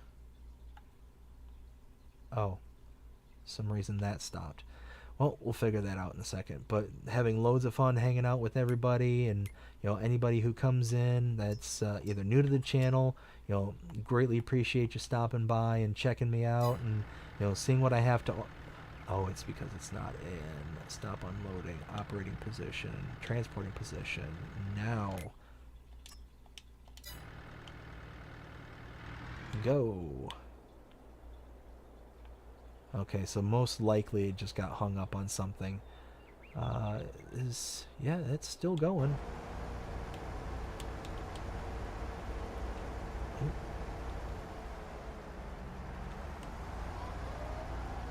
There we go. Let me take a look at the... Did you figure out what the trigger was for in the middle of the manure night? So no, I actually have not been able to figure that out. What I'm unsure about is, like, typically that trigger indicates that there's a place to where you can kind of auto load a trailer or whatever the case may be, and like I clicked all over with my trailer. Now it's possible that maybe with, ooh, you know what? That might be something worth testing. I wonder if the trailer just is too high for the trigger to catch it. So I wonder if maybe I take the front end loader with the grab that I have, the manure fork that I have, I wonder if that will recognize the trigger if I bring it down to the ground or something like that, and it'll just auto load it for me. Huh, that might be something worth testing out.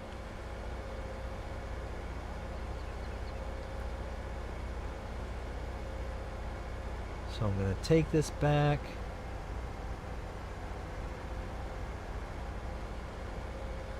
And put it back because, whew, it has gotten a lot of work.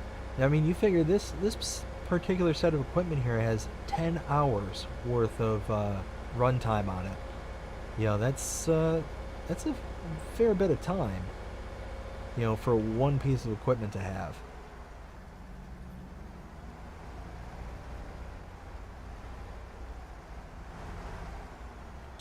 There we go. Let's go ahead and just get this where it needs to go. See, now I'm really curious about whether or not that is maybe the issue. Is maybe the trailers are too high for the trigger to activate, but maybe with that front end loader, I'm going to try that real quick.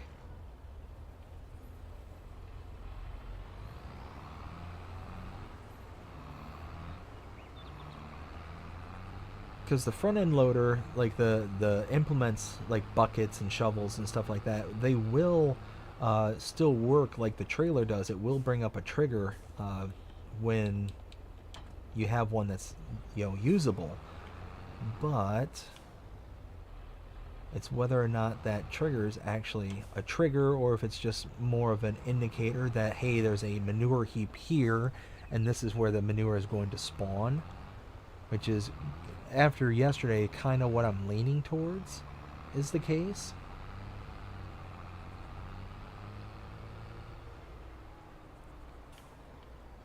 The only unfortunate part about this particular barn is this manure that you get here, like, you only get enough for, like, I think it's like 5,000 liters. It's very, very small. I found where it just stopped producing manure. Here, let me turn on the trigger just real quick.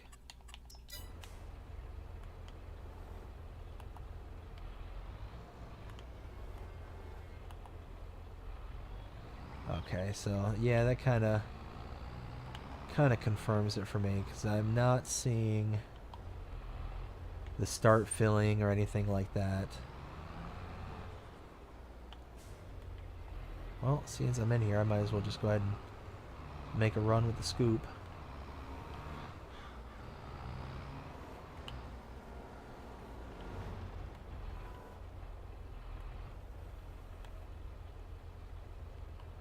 Now I'm thinking with the next episode of trying to figure out something to do with all this product, all this manure, all the slurry, and especially all the milk. But you see, I've got 40,000 liters of slurry, I've got 20,000 liters of milk. Like, I've got a lot of product built up here that I could be doing something, anything with. I just don't know. Just don't know. But, Dust Bunny, yesterday you pointed out, could this be the milk trigger? And I believe that is right here, is where the milk trigger is. And what makes me think that is over here, you've kind of got the milking vats, the milk machines right here. So that's kind of why I think that that's particularly the milk trigger there. Let's close that back up.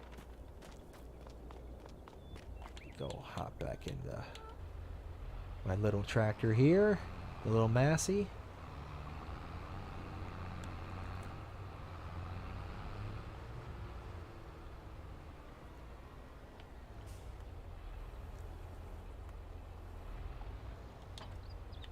I tell you what, that little mod behind me there, the little blue water tank there, that one is actually a really handy mod.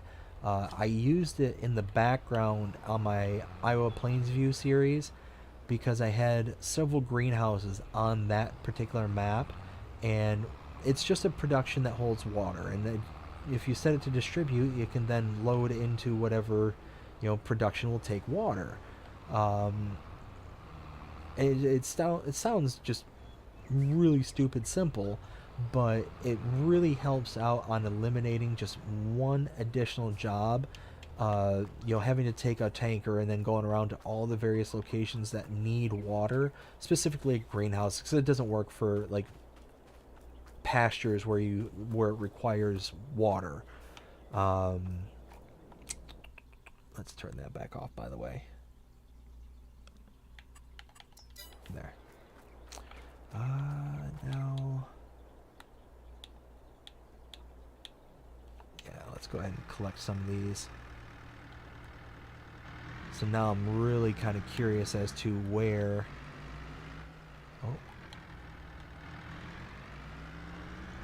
I'm gonna fall after, because I already completed one contract.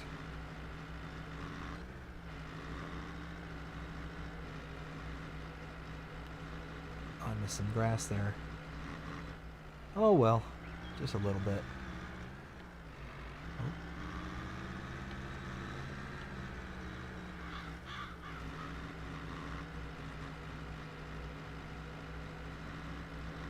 That is the real nice thing about these auto load trailers, and this one in particular has like a multi-setting multiple settings for this trailer. So you can see on the left side of the screen there where it says toggle auto load, and it says pro, but you also have easy as well. Well, the easy is what you're seeing here. I can just drive by a bale, could be almost double the width away from the trailer, and it's going to pick it up. It's going to recognize it's there and just pick it up and go. But the pro mode is actually really cool, because if you kind of want that somewhat sense of realism, you can take the trailer out into the fields and have a front end loader, telehandler, or whatever, just something that'll pick up the bale, and then to trigger the auto load function, you've got to actually like set it on top of the trailer itself. The bale's just got to be up and above the bed of the there's a car there, up above the trailer bed itself, and then it will recognize it, and then it will load it.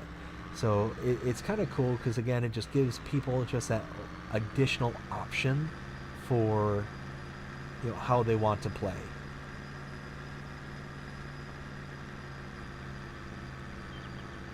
And that's also essentially what I was saying earlier, is just there's so many, between all the mods, all the maps, all the different kind of gaming styles, the different sets of equipment, there's just so many different ways that can be played. And like, you take a look at some of the YouTubers out there, they get so incredibly creative with the mods that are out there, with the equipment, with the maps, whatever the case, like they'll set up little scenarios and just make things either harder, easier, whatever the case may be. And it's just, there's not too many games out there that allow you to do that. Yeah, see, so that's second contract already done. And now we're on to the big contract, and that's already at 59%. So I'm guessing one more trailer load, and then every bale beyond that is going to be mine. So hopefully that means that I'm going to make a small fortune.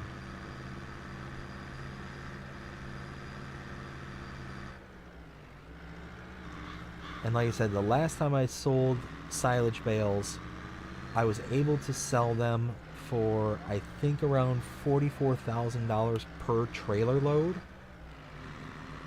if I remember. And oh, you know what? That might have been the square bales. Now I'm questioning whether it is or not. I mean, either way, it's going to be good money. And that's not even including the contracts. That's the cool thing too, is, the big field there was $26,000, and because I used all my own equipment, I get the full 26 grand. I don't have to pay a leasing cost or anything like that. So really, really love that. Ooh. The bumps on this map are so funny at times. Like, they've caused me so much havoc sometimes. Like, Dust Bunny, I know that you've seen... I know you've seen the one short here recently where I flipped over right there and just engaged ramming speed on the little tractor. But yeah, that's actually a pretty common occurrence, especially on this map, because there are some areas of this map that are just kind of wonky. But I mean, me personally, I don't mind, because it's such an amazing map that those little flaws, those little, quirks almost lend to its charm.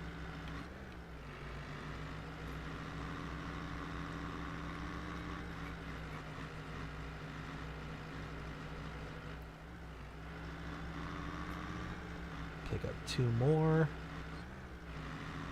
Alright, let's see where this gets us. I'm thinking it's going to be close. I'm thinking it's going to be very, very close, if not get us over the completion point.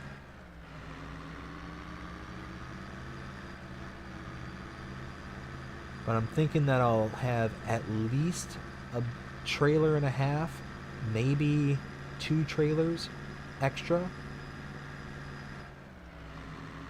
of product that's going to be mine after the contract's said and done.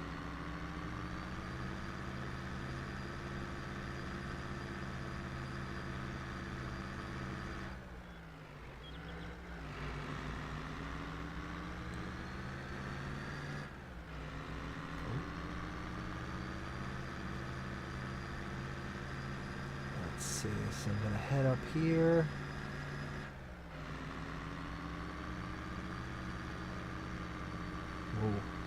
See, like that there, you climb the hill and all of a sudden you just hit that little bump right there, and it just sends the trailer just skittering out of control. Just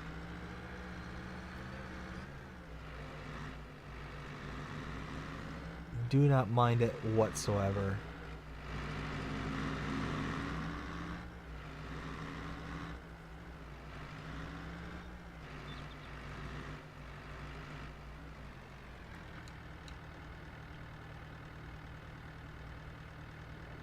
Yep, there it is.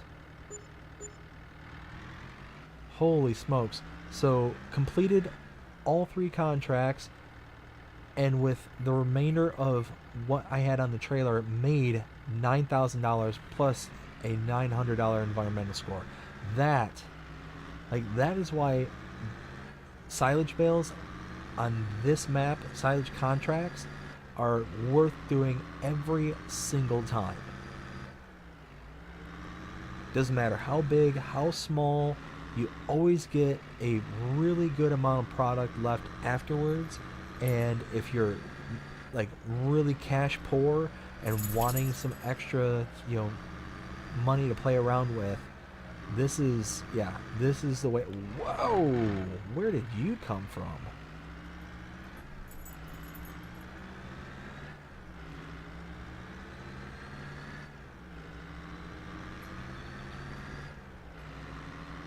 They must have come from Georgia, because that's the only other place I've seen driving like that. I mean, my driving, not theirs.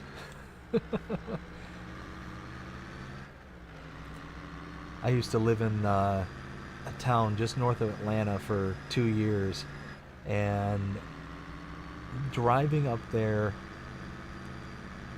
well, driving where I'm at now in Florida is it's probably the worst kind of driving I've ever seen is in Florida. But in Georgia, the drivers there tend to really like speed, and oh hey, I passed by where I needed to go. What am I doing? They tend to speed, and they tend to go to where they need to go at the most extreme last second. So what you always have to do is just expect somebody to cut you off there in the Atlanta area specifically. But I used to commute every day to work. This is back before I was, we're like full-time remote. And during the commute, I'd be traveling up, what is it? Why am I blanking on the road name? Anyways, it's a road network just north. It was a toll road just north of 75 there through Atlanta. Was it 401? Anyways,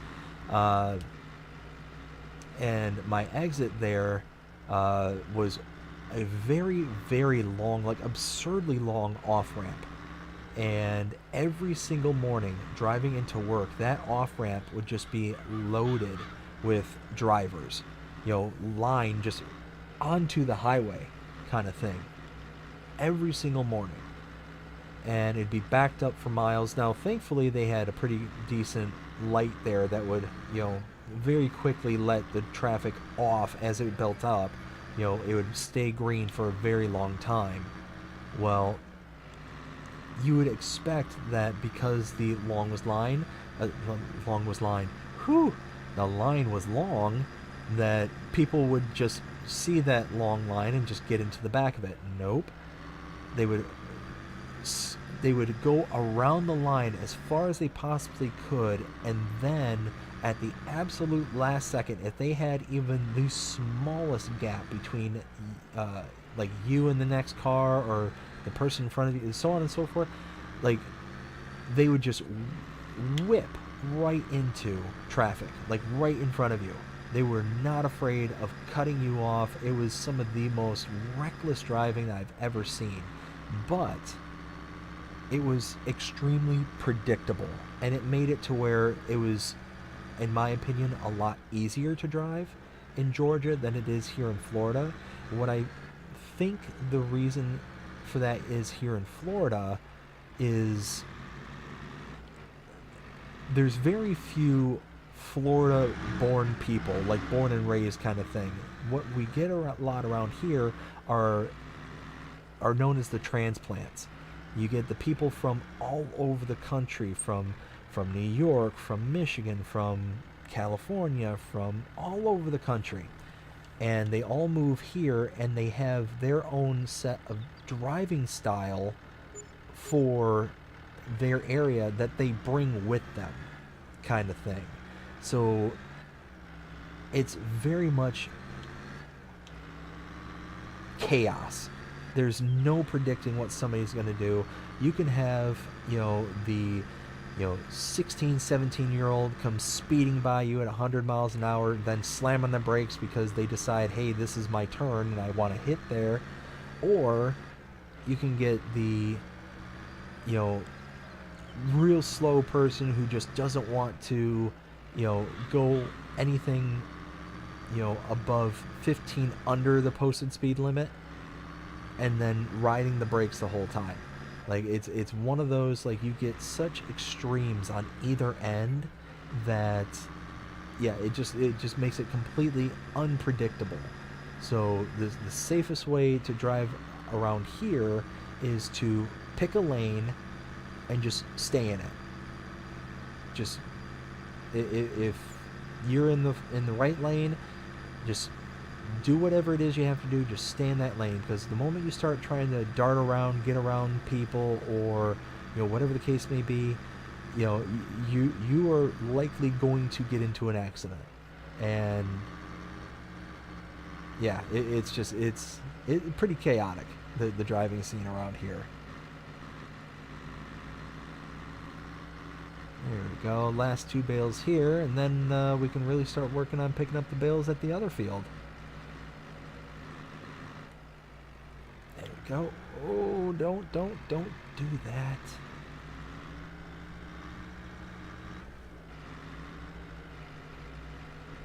Okay, so now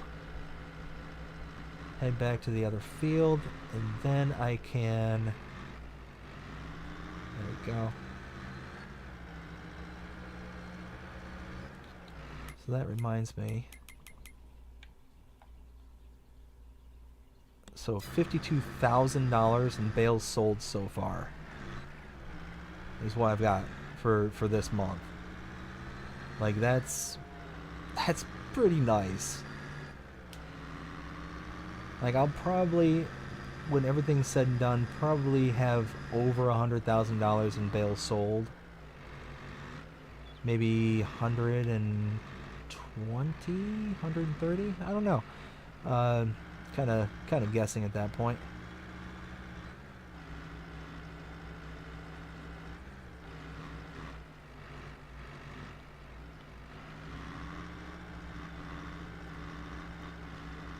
Let's just make our way to all these.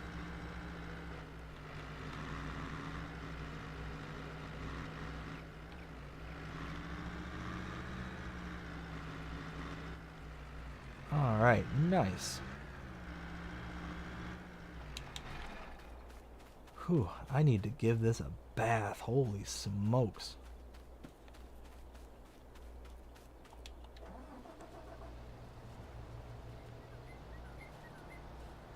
And let's drop that down, turn that on, turn that on.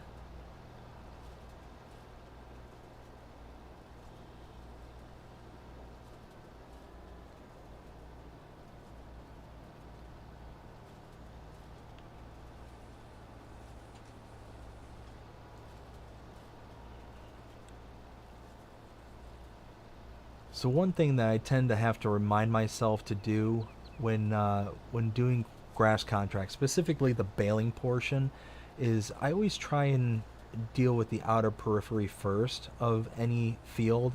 The headlands. I always try and get those all cleared up and doing nice.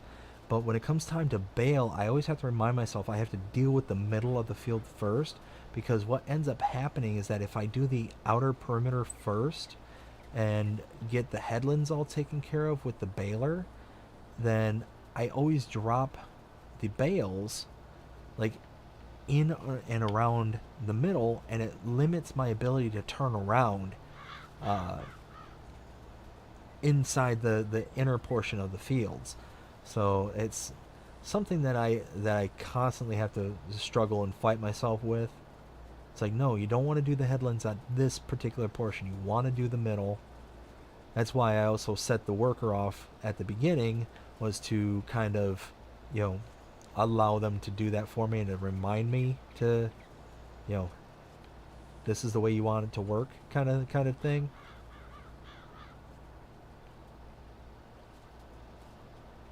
Whoa, wiggle, wiggle, wiggles. We got wiggles.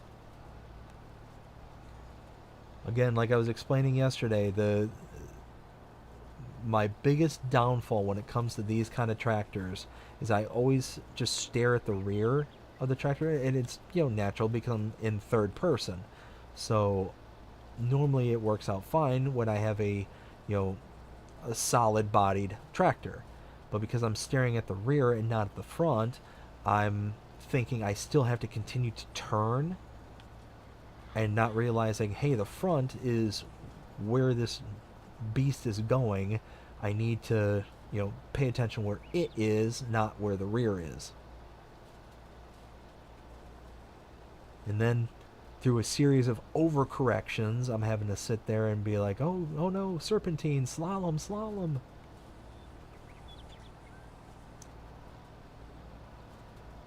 Why did that movie just come into my brain?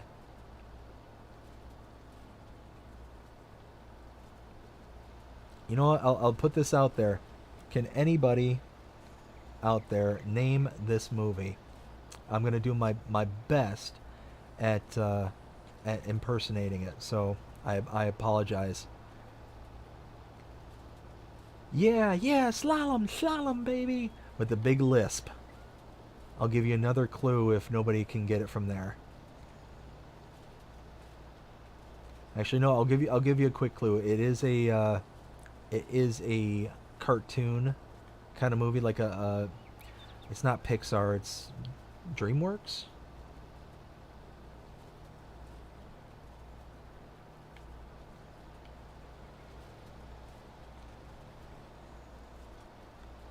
Anybody have any guesses?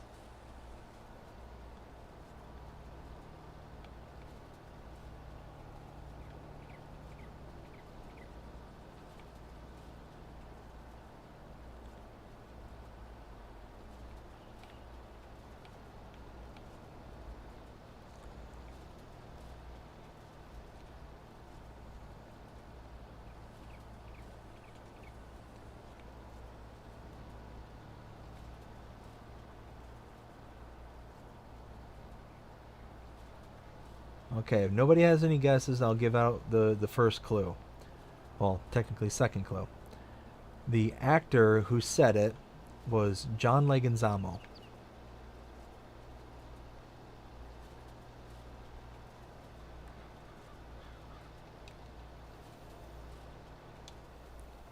Let's fold this up so I can kind of squeak in here.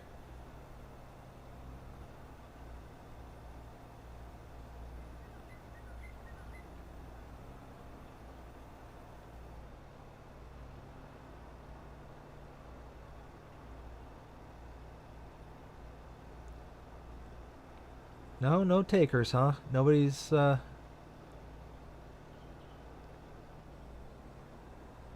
nobody's got any guesses.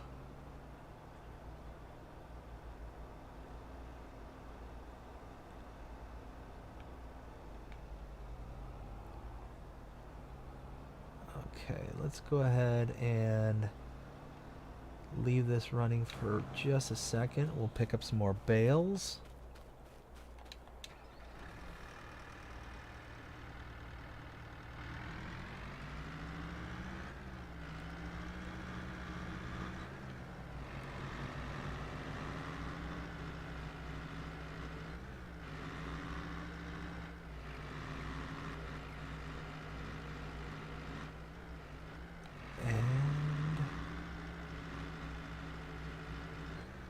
All right. Well, the answer was Ice Age.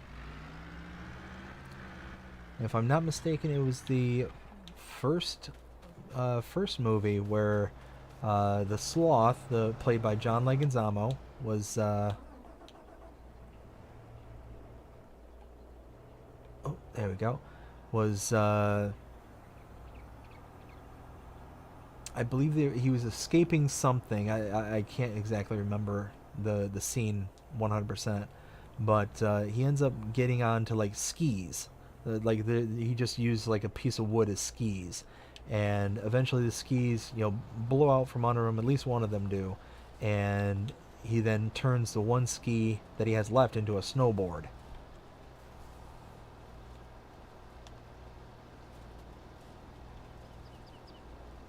But cute movie if you got kids, or if you're young at heart like myself.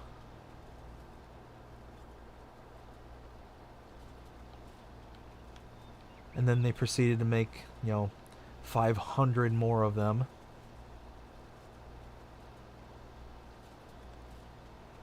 As Hollywood tends to do nowadays.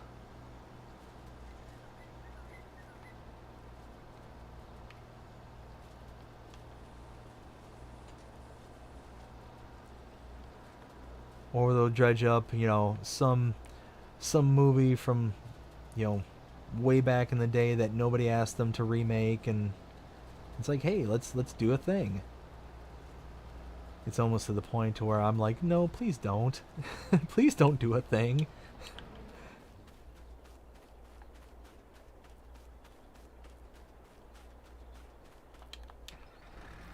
Alright. Go ahead and run this down, and we'll finish baling once I get back.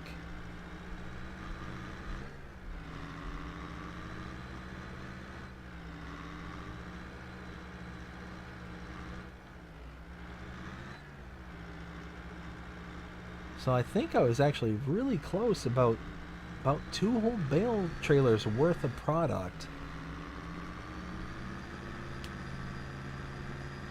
Not too shabby.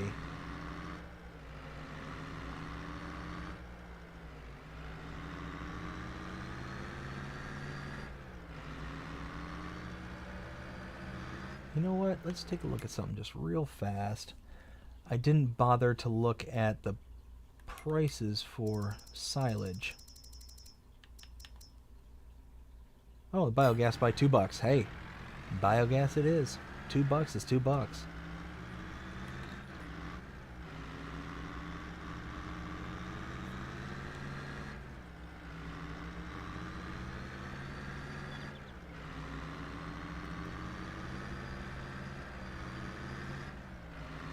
So let's see. So it is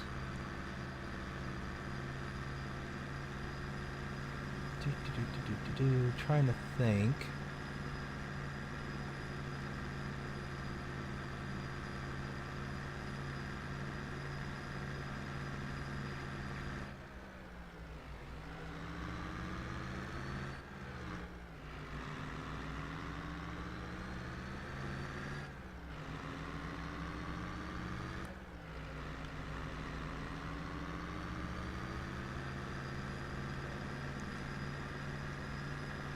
Make our way up here and be able to get everything sold off.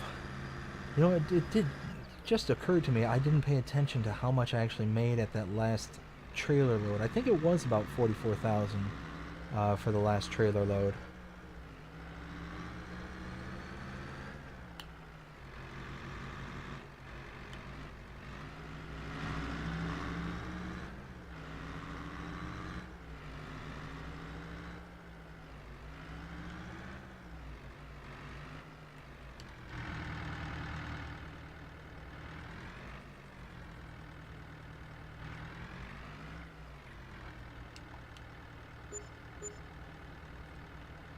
So yeah, you see there, I just ran out of room that I could put the product into.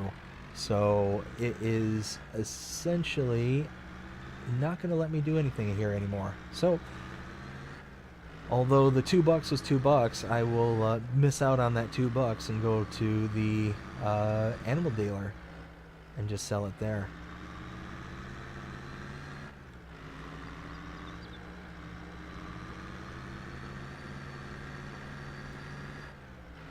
Which is kind of a bummer. I mean, yeah, it's $2 per 1,000 liters, but I mean, at the end of the day, every little bit, like, really helps to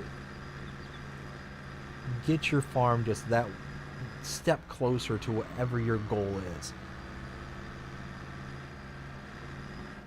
You know, basic economics, you know, you want to get every, penny out of whatever product that you can, and that's what I was hoping for there, but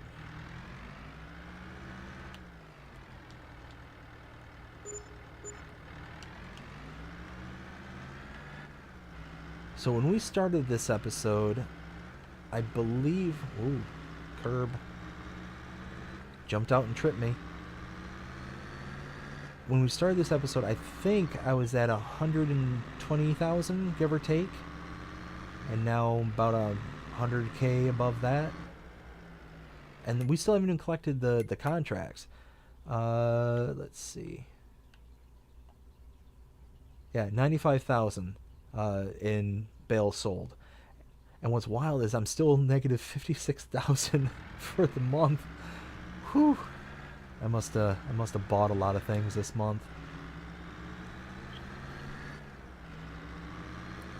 That's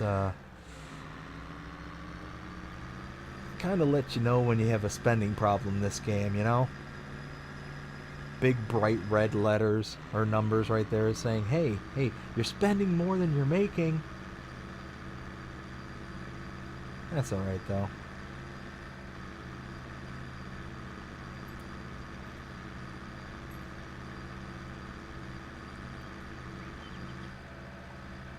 Yeehaw! Look at that trailer fly.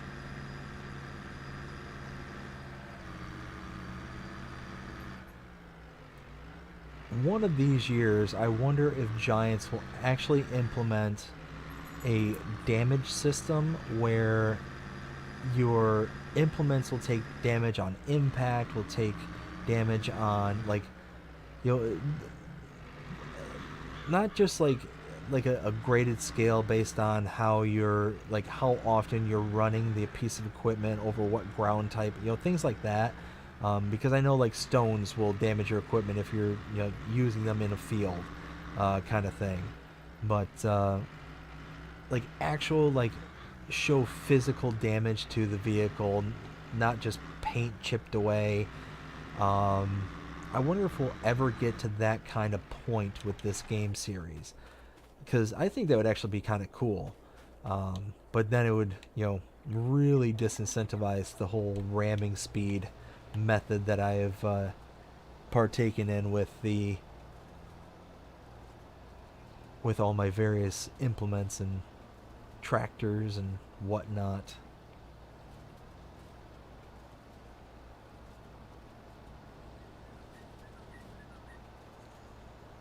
Let's see, so we just need to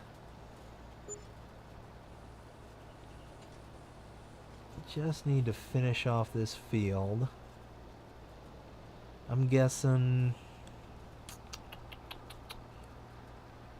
maybe 4 more bales out of what's left.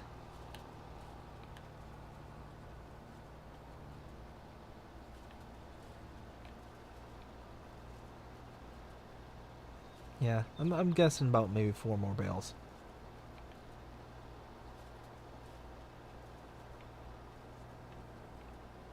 Whoa. I'm missing so much product. Slither, Wiggles.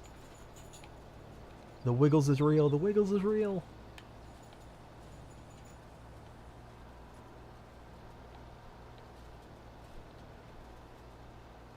The Wiggles are real, but the cake is a lie.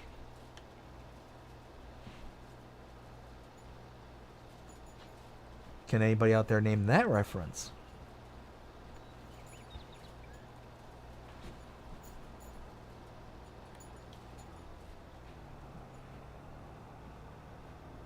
Again, give you another clue. It was another video game, and came out. Oh man, actually, quite some time ago nowadays. Let's see. I think I got all this stuff over here. I think I'm good here.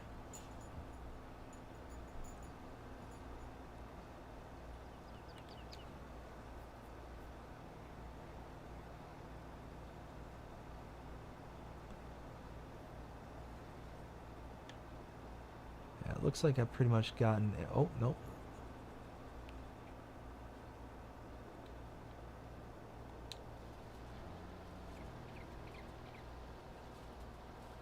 Well, silly me, I said, hey, 4 more bales, 4 more bales. I got 4 bales on the trailer already.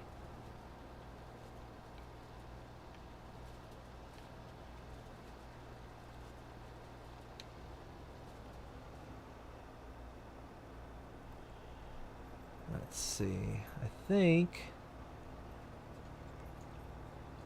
we can call this field clean.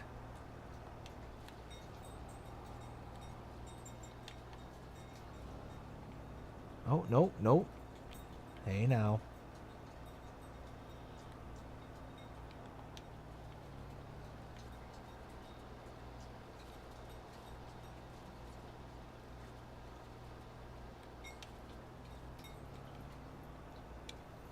So that video game, for anybody who's curious, that was the game Portal, which was actually a incredibly fun game. If you've never tried it, definitely, if you can find it, give it a chance, because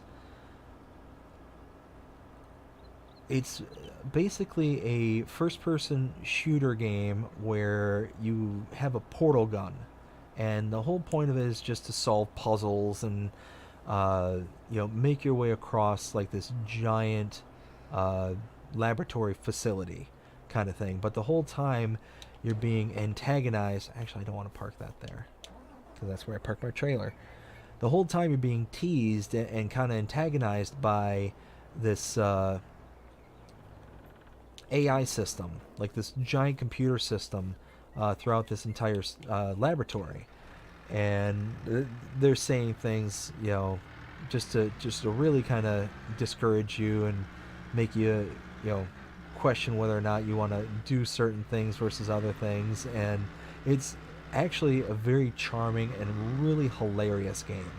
So if that kind of sounds like it's up to your alley, then definitely give it a try. Give it a try, because it was a lot of fun. And then they made a second one, Portal 2, and that one was okay. So now, run off and sell off these 6. Actually, before I do that, let's go ahead and boop, boop, boop.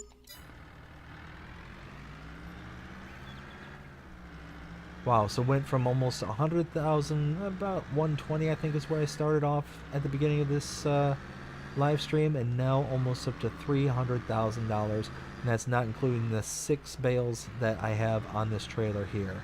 So let's see where that gets us.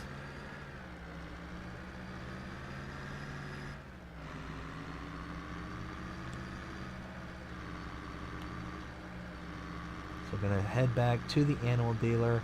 I think after this, because the farm is now kind of up and running, I don't think I have to do anything else to the fields as far as I'm aware. And if that's the case, then I think what I'm gonna do is I'm just gonna pick up all that honey that I have sitting around at the farm, load it onto my trailer, and take it up to sell, because I don't have any productions or anything that's really dependent on it, so might as well just go ahead and use it.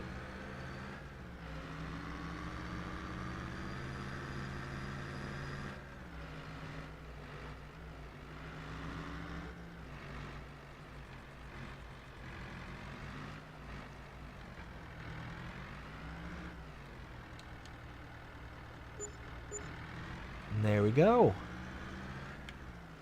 $12,714, and hey, we now have a net profit for the month of August. That is awesome. So over $100,000 in bales, and then where are the contracts? There they are. Contract income, $60,000 in contracts. So not too bad. Not too bad at all. I am very, very pleased with that. I'm going to take the truck back to the farm and then pick up my probably going to pick up my auto load trailer. I think it works for honey. Question mark, question mark. We are going to find out. And if not, then I can just use it as a regular flatbed trailer. The nice thing about that trailer is it's not a swivel axle like this one is, so I don't have to worry about, where am I going to back it up into. Because there's a couple of sell points on this map, like I believe it's the restaurant. It's right there in town where you have to kind of back into the parking lot to get to it. And it can be pretty precarious when you've got a swivel axle trailer. I've had to do it once or twice, you know, because of contracts and whatnot, and oof, it was certainly not my finest hour.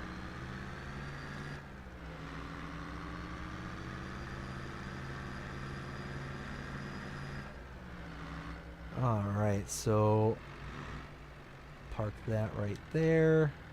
Nope, that's the bed. Now cut through the yard and grab the other trailer. Actually, let's go and open this. Oh, look at all that honey. Like, I just showed this yesterday, and this pallet here was partially full. So we've got, what, 3 additional pallets and a partial from the live stream yesterday. And this, like, literally there was no time skip between yesterday's Let's Play or yesterday's live stream and today's live stream. Like, I didn't continue on in the background kind of thing. So that's just how much honey that beehive produces. It's incredible.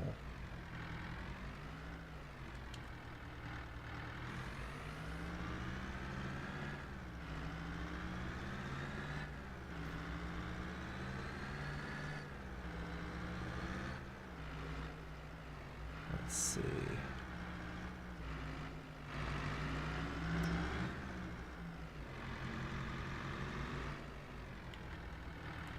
And should be activated. Okay, cool. It is taken from the auto load.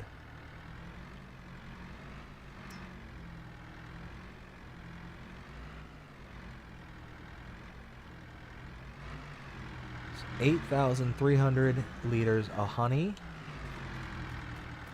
That honestly feels really small compared to all the pallets that were there. Like, I know it's only like, what, 400 liters a pallet or something like that, but I don't know, it felt grander in the box. So let's see, or in the pallets. Nope. Where? Honey. There it is. Oh, looks like McFadden Farms, the sell point that I installed. No, I don't want to load it into the back of my trailer. I just want to take it. So speaking of McFadden Farms, one of the things that I'm going to have to do here soon, at least I feel like I have to do it here soon, is install another sell point somewhere on the map. I don't know where as of yet, but I want to install one of these sell anything sell points, so I can take some of the more obscure items and have a place to sell those off at. Because right now, the McFadden Farms, that one is not a sell-all. That's whoa there. Holy smokes, what happened there? There's not even a curb that could have tripped me.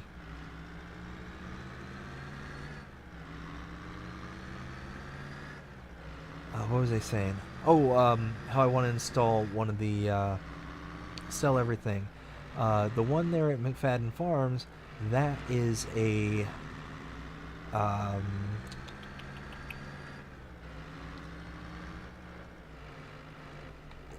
it's one of the sell points, but it's one particular to I cannot remember which pack it was for. It was a real cheap one, and it sold the product that I wanted it to sell at the time. Oh, I think it was actually this one, the selling station grain grate. No.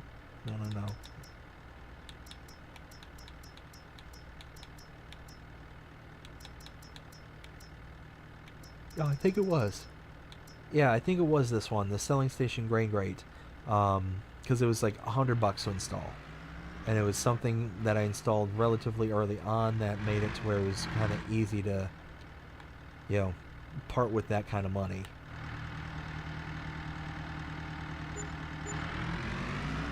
All right, check it out. We are now over $300,000. That is awesome. So almost 200,000 in 3 contracts. Yeah, and some product being sold off. I can live with that. I can say that I will happily accept those outcomes. Let's see. But at this point, I think this would probably be a good place to kind of wrap up the live stream.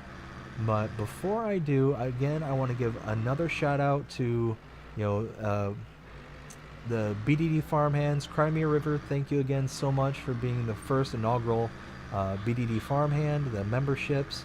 Again, if you haven't checked them out yet, go ahead and check them out, because you do get some extra perks. And the more that we can get, the more those perks will grow and be able to.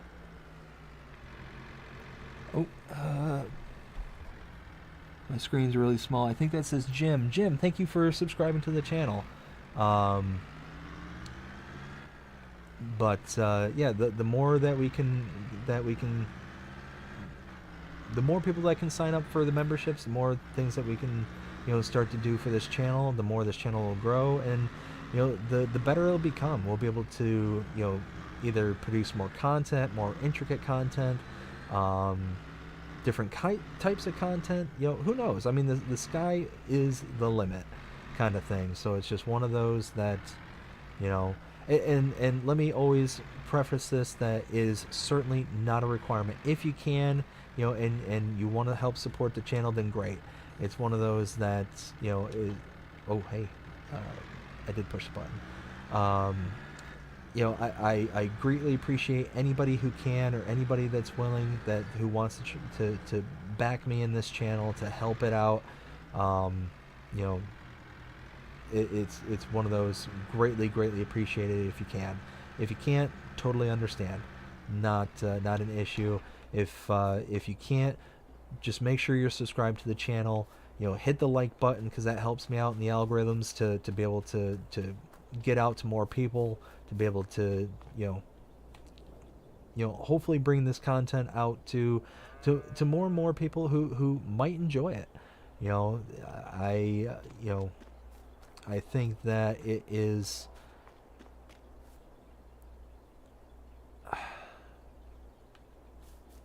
I'm doing my best to be able to put out the content that I think is entertaining, and that I hope is entertaining to others.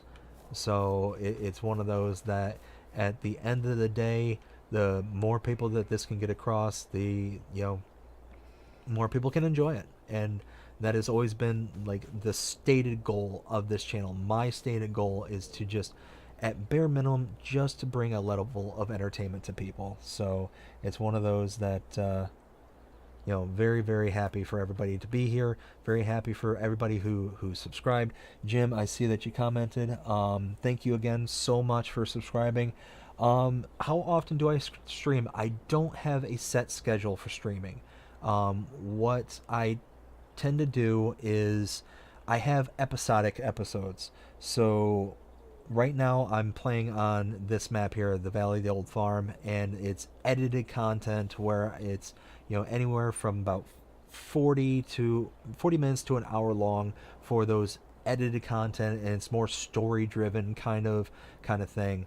And then as long as there's no map tours, map updates, or any kind of craziness with real life, then I'm setting up a schedule, typically several hours in advance, to inform everybody that I will be streaming. So I try and give several hours of a heads up before actually going live. So it's not a set schedule as of this point right now, but hopefully one day I can do something like that and actually have a set schedule as to when. But if I do stream, it's typically at 9:30 at night Eastern Standard Time, and goes until I basically conk out, kind of thing. Um, not sure how familiar you are with the channel. It seems you just subscribed, but I am a husband and a father, and I have a day job, so those things obviously, take priority before I can, come and hang out with everybody on YouTube. But yeah, I can't wait to see you again. Like I said, we're getting ready to wrap this up. I hope everyone enjoyed it. If you did, please show me by liking, sharing, subscribing, following, commenting, doing everything you can to help pump up those algorithms, and like I said, get me in front of as many people who want to see me as possible. But I thank you all so much for joining me. I had a blast as always. It's so much fun being able to talk to you all, to interact with everybody, and I look forward to the next time. Hope you all have a fantastic night. Take care.